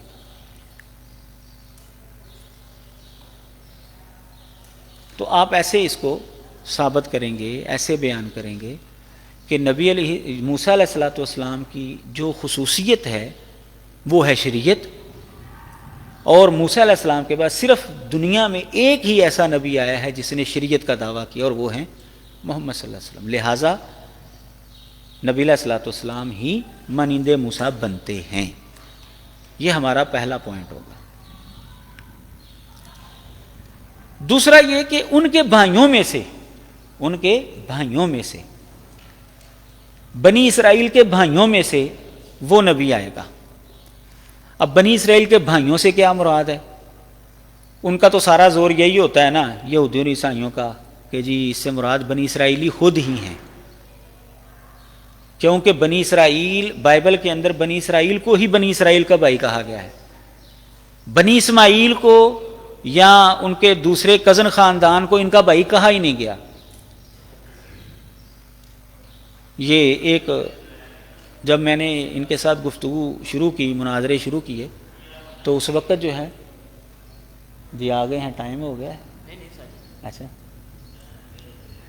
اس وقت جو ہے نا وہ پہلا یا دوسرا میرا مناظرہ تھا، تو اسی موضوع پر گفتگو تھی، وہ نجی مجلس تھی، وہ کیمرہ لے کر آئے تھے، ہمیں نہیں پتہ تھا کہ وہ کیمرہ بھی لے کر آنا ہے، تو ہم نہیں لے کر گئے تھے۔ بہرحال ہم نے پھر ان کو بھی نہیں بنانے کی اجازت، کہ وہ ظاہر ہے کہ ایک گروپ بنائے گا تو وہ اس کے اندر کاٹ چھانٹ بھی کر سکتا ہے، اس لیے بہرحال وہ آڈیو تو ہو گئی، وہ ہمارے پاس بھی تھی، ان کے پاس بھی، ویڈیو نہیں بننے دی ہم نے۔ تو اس کے اندر جو ہے نا اس نے یہی، پادری صاحب نے نا یہی دعویٰ کر دیا جی بائبل کے اندر بنی اسرائیل کو جو ہے نا، بنی اسماعیل کو بنی اسرائیل کا بھائی کہا ہی نہیں گیا۔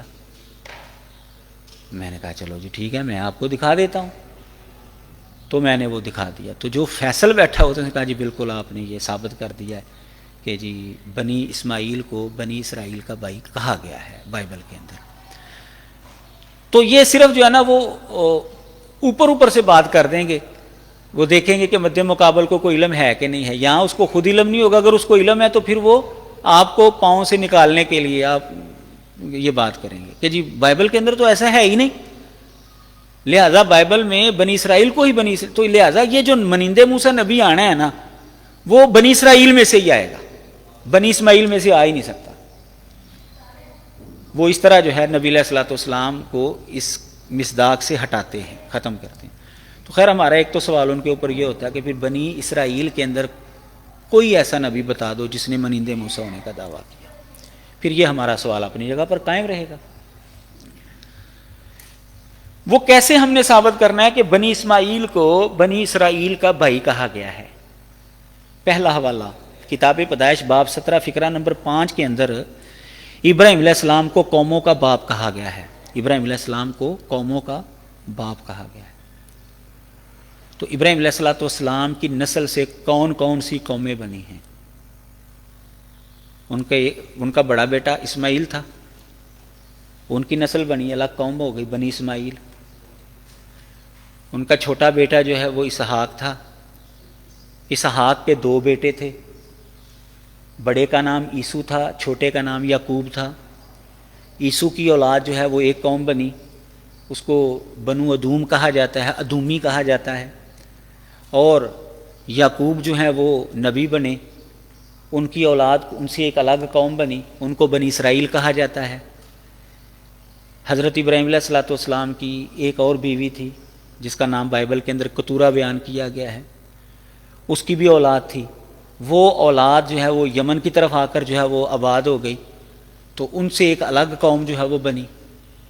تو ابراہیم علیہ السلام کو کیا کہا گیا ہے؟ قوموں کا باپ، کہ ان کی نسل میں سے اسماعیل کی اولاد سے نسل چلی، ایک قوم بنی، اسحاق کی نسل سے 2 قومیں بنی، اور کتورہ کی نسل سے بھی ایک الگ جو ہے وہ نسل بنی۔ یہ سارے جو ہے ابراہیم علیہ السلام کی آل اولاد ہے۔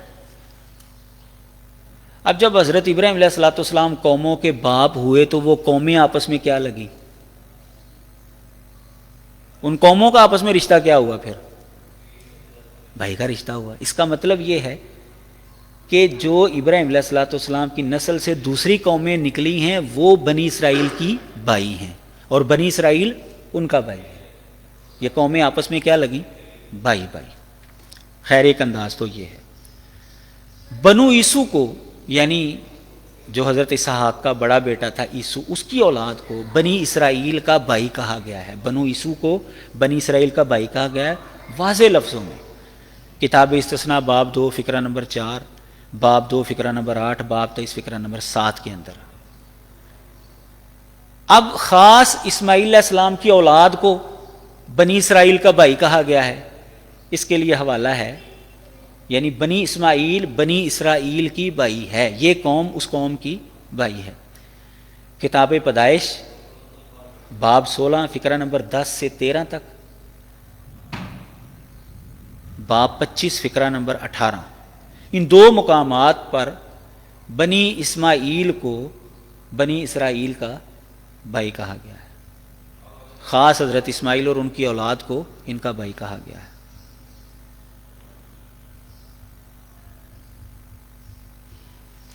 ٹھیک ہے جی. اب ہم نے 2 پوائنٹ سمجھ لیے، بھائیوں میں سے اور مانندے موسیٰ. میں ان کے لیے ان کے ہی بھائیوں میں سے تیری مانند ایک نبی برپا کروں گا. اچھا، اب آپ دیکھیں گے نا موجودہ تراجم کو، تو وہاں پر جو ہے نا آپ کو ملے گا میں ان کے لیے ان کے ہی بھائیوں میں سے، یعنی انہی میں سے، یعنی انہی میں سے. اب جو آپ کو پتا ہے یعنی جو ہے یہ تفسیر ہوتی ہے، یہ اصل متن میں نہیں ہوتا ابھی. یعنی انہی میں سے میں ایک نبی برپا کروں گا تیری مانند. اب وہ مطلب ہے کہ یہ تحریف جو ہے نا یہ ان کے رگ رگ کے اندر جو ہے نا وہ سرایت کی ہوئی ہے. جہاں پر وہ دیکھتے ہیں نا کہ مسلمان جو ہے اس کو اپنے حق میں پیش کرتے ہیں تو وہ اس کے اندر تبدیلی شروع کر دیتے ہیں. انہی میں سے لفظ جو ہے نا، انہی میں سے یعنی انہی میں سے، جو ان کا عبرانی کا نسخہ ہے نا جس کو وہ کہتے ہیں جی یہ اصل ہے، حالانکہ اصل وہ بھی نہیں ہے، جس کو وہ اصل مانتے ہیں اس کے اندر وہ لفظ ہے ہی نہیں. یہ اردو تراجم کے اندر اپنی طرف سے ایڈ کیا گیا جملہ. اب بندہ کیا کرے ان کے ساتھ. بہرحال تیسرا پوائنٹ یہ ہے، ایک نبی برپا کروں گا. کتنے نبی برپا کروں گا؟ بنی اسرائیل کے اندر تو بڑے نبی آئے ہیں، اور بنی اسماعیل کے اندر کتنے نبی آئے ہیں؟ ایک. بنی اسماعیل کے اندر کتنے نبی آئے ہیں؟ صرف ایک. اسماعیل علیہ السلام کی اولاد میں صرف ایک نبی آیا ہے. ایک نبی برپا کروں گا. اس سے بھی استدلال ہو سکتا ہے. چوتھا جملہ ہے، چوتھا پوائنٹ ہے، اور اپنا کلام اس کے منہ میں ڈالوں گا. اور اپنا کلام اس کے منہ میں ڈالوں گا. اب ایک طرف حضرت عیسیٰ علیہ السلام کو وہ پیش کرتے ہیں، ایک طرف ہم محمد صلی اللہ علیہ وسلم کو پیش کرتے ہیں. اب ہم دونوں کے اندر تقابل کر لیتے ہیں کہ اللہ تعالیٰ نے اپنا کلام کس کے منہ میں ڈالا ہے. مسیحیوں کے نزدیک عیسیٰ علیہ السلام خود کلام خدا ہیں، مجسم کلام ہیں. ان کے اوپر کلام نہیں اترا. ان کا عقیدہ یہ ہے کہ عیسیٰ علیہ السلام پر کلام کیسے اتر سکتا ہے؟ وہ تو خود کلام تھے، وہ تو خود خدا کے کلام تھے جو کہ مجسم ہو کر انسانی صورت میں انسانوں کے اندر آیا ہے. لیکن یہاں پر جس نبی کے آنے کی پیشین گوئی ہے، اللہ تعالیٰ فرما رہے میں اپنا کلام اس کے منہ میں ڈالوں گا. حضرت عیسیٰ علیہ السلام کے حوالے سے تو ان کا یہ عقیدہ ہے ہی نہیں کہ ان کے اوپر کوئی وحی نازل ہوئی ہے، ان کے اوپر اللہ کا کلام اترا. یہ تو ان کا عقیدہ ہی نہیں ہے. تو جب ان کا یہ عقیدہ ہی نہیں ہے تو اس کا مطلب یہ ہے کہ وہ اس کے مصداق نہیں بن سکتے. اب ان کے مد مقابل نبی علیہ السلام اکیلے ہی ہیں. عیسائیوں کے مقابلے میں جب آپ گفتگو کریں گے تو اب عیسیٰ علیہ السلام تو اس کے مصداق نہیں ہیں، تو اب صرف اکیلے محمد صلی اللہ علیہ وسلم ہی رہ گئے ہیں. تو اس اعتبار سے بھی آپ کو پتہ ہے کہ جب مد مقابل جو ہے وہ میدان سے سائڈ پر ہو جائے تو جو اکیلا کھڑا ہے اسی کو ہی ونر قرار دے دیا جاتا ہے. اس اعتبار سے بھی اگر آپ دیکھیں گے تو نبی علیہ السلام سچے ثابت، اس کا مصداق ثابت ہوتے ہیں. لیکن اس کے باوجود ہم پرکھتے ہیں کہ کیا نبی علیہ السلام کے منہ کے اندر اللہ نے اپنا کلام ڈالا کہ نہیں ڈالا. اب آپ دیکھ لیں نبی علیہ السلام کے اوپر جو پہلی وحی آئی تھی اس کی کیفیت کیا تھی؟ اقرا ما انا بقارئ، اقرا ما انا بقارئ.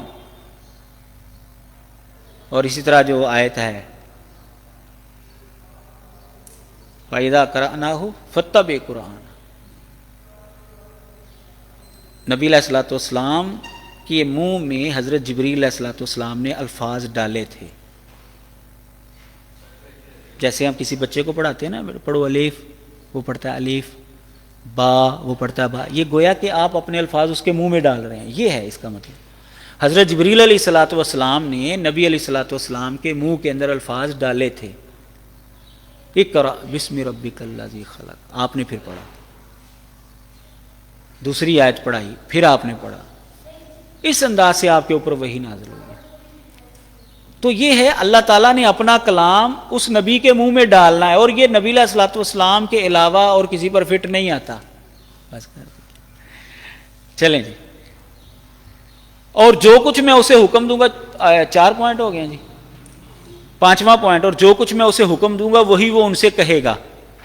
نبی علیہ السلام کو اللہ تعالیٰ نے جو پیغام دیا وہی آگے جو ہے آپ نے ڈیلیور کیا، لوگوں تک پہنچایا. جبکہ حضرت عیسیٰ علیہ السلام جب جانے لگے ہیں نا تو انہوں نے کہا ابھی میں نے اور بھی کئی باتیں تم سے کرنی ہیں لیکن تم ان کو برداشت نہیں کر سکتے. انجیل یوحنا کے اندر آپ پڑھیں گے نا، جب آسمانوں پر جانے لگے تو انہوں نے اپنی قوم کو کہا میں نے ابھی اور کئی باتیں کرنی ہیں لیکن تم ان کو برداشت نہیں کر سکتے. تو جب وہ یعنی روح حق آئے گا تم کو ساری سچائی بتائے گا. یعنی انہوں نے اپنی باتیں جو ہیں وہ بعد میں آنے والی شخصیت کے کھاتے میں ڈالے، وہ آ کر تمہیں ساری باتیں بتائے گا. تو نبی علیہ الصلوۃ والسلام نے ساری باتیں جو ہیں وہ بتائی ہیں، حضرت عیسیٰ علیہ السلام نے ساری باتیں نہیں بتائیں. اور جو کوئی میری ان باتوں کو جن کو وہ میرا نام لے کر کہے گا نہ سنے تو میں ان کا حساب اس سے لوں گا. وہ نبی میری باتیں میرا نام لے کر کہے گا نا تو جو نہیں نا اس کو سنے گا تو میں اس کا حساب لوں گا. اب دیکھیں حضرت عیسیٰ علیہ الصلوۃ والسلام کے اقوال اناجیل کے اندر موجود ہیں. ان میں سے کوئی بھی قول ایسا نہیں آپ کو ملے گا کہ جو انہوں نے اللہ کا کلام اللہ کا نام لے کر پیش کیا ہو. کوئی بھی ایسا قول آپ کو نہیں ملے گا کہ انہوں نے پہلے اللہ کا نام لیا ہو اور پھر اللہ کا کلام اللہ کی بات آگے سنائی ہو. جبکہ پورا قرآن مجید آپ پڑھ لیں ہر سورت سے پہلے اللہ کا نام آپ کو ملے گا، بسم اللہ الرحمن الرحیم الحمدللہ رب العالمین. اور سورت توبہ جہاں پر بسم اللہ نہیں ہے اس کی ابتدا بھی آپ دیکھ لیں براۃ من اللہ کے ساتھ ہو رہی ہے، اس کی ابتدا بھی اللہ کے نام سے ہی ہو رہی ہے، وہاں پر بھی اللہ کا نام آپ کو ابتدا میں ملے گا. اب آپ دیکھیں کہ اللہ تعالیٰ فرما رہے ہیں کہ جو میری بات میرا نام لے کر کہے گا. نبی علیہ السلام پر فٹ آ گئی. حضرت عیسیٰ علیہ السلام کے اقوال آپ کو اناجیل کے اندر ملیں گے. کوئی بھی قول جو انہوں نے اللہ کا بیان کیا ہے اللہ کا نام لے کر بیان نہیں کیا. پڑھ کر دیکھ لیں. جبکہ پورا قرآن مجید آپ کو ملے گا کہ ہر سورت سے پہلے آپ کو اللہ کا نام ملے گا، اور جس سورت کے شروع میں نہیں ہے وہاں پر بھی اللہ کا نام آپ کو شروع میں ملے گا. اور پھر اگلا پوائنٹ کہ جس نے نہ سنی اس نبی کی وہ بات جو میرا نام لے کر کہے گا تو میں اس کا حساب اس سے لوں گا. تو جو پھر قرآن کی جو مخالفت پر اترے تو پھر ان کا حشر کیا ہوا ہے؟ اللہ تعالیٰ نے پھر حساب لیا نا ان کو. بدر کے اندر دیکھا پھر کیسے جو ہے وہ گرے پڑے تھے. تو جبکہ عیسیٰ علیہ الصلوۃ والسلام کے جو مخالفین ہیں، عیسیٰ علیہ الصلوۃ والسلام تو ان سے بدلہ نہیں لے سکے، ان کو سزا نہیں دے سکے. عیسیٰ علیہ السلام کو انہوں نے شہید کرنے کی کوشش کی، بلکہ انجیل کے مطابق تو شہید کر دیا نا انہوں نے. ہمارے مطابق یہ ہے کہ وہ تو پکڑے جانے سے پہلے آسمانوں پر چلے گئے، لیکن انجیل کے اندر لکھا ہے کہ وہ انہوں کو سولی پر لٹکا دیا. تو عیسیٰ علیہ الصلوۃ والسلام بذات خود ان کو سزا نہیں دے سکے، نہ ہی اللہ تعالیٰ نے ان کو سزا دی. بلکہ دور حاضر کے اندر یہ موجودہ پوپ ہے نا، اس کے بارے میں پتہ چلا ہے کہ اس نے یہ اعلان کر دیا ہے کہ یہودی جو ہے نا عیسیٰ علیہ السلام کے گناہ سے جو ہے نا وہ پاک ہیں، مبرہ ہیں، ان کا یہ گناہ ختم ہو گیا ہے. میں اعلان کرتا ہوں کہ یہ گناہ سے پاک ہو چکے ہیں. یعنی جو اتنا بڑا گناہ تھا ان کے کھاتے میں مخالفت والا، ان کو شہید کرنے والا، وہ اب انہوں نے معاف کر دیا ہے ان کو. نبی علیہ السلام کے مخالفین کا انجام دنیا نے دیکھا، عیسیٰ علیہ الصلوۃ والسلام کے مخالفین کا انجام جو ہے وہ کسی نے بھی نہیں دیکھا. نہ انہوں نے سزا دی ہے، اور جو گناہ ان کے کھاتے میں اگر سزا ان کو مل گئی تھی تو پھر اب ان کو معاف کرنے کی کیا ضرورت ہے؟ اب دیکھ لیں، نہیں سزا ان کو دی گئی. تو نبی علیہ الصلوۃ والسلام نے اللہ تعالیٰ کے حکم سے بدلہ لیا ان لوگوں سے، حساب لیا ان سے. تو آپ یہ پورے فقرے کو اگر آپ پڑھیں گے تو ایک ایک پوائنٹ جو ہے وہ نبی علیہ الصلوۃ والسلام کے اوپر جو ہے وہ صادق آتا ہے. اس طرح ہم نبی علیہ الصلوۃ والسلام کا خصوصی تذکرہ بائبل میں سے یوں ثابت کر سکتے ہیں. اس کے علاوہ اور بھی پیشین گوئیاں ہیں، آپ اس موضوع پر لکھی کتابوں کے اندر دیکھ سکتے ہیں. وآخر دعوانا ان الحمدللہ رب العالمین.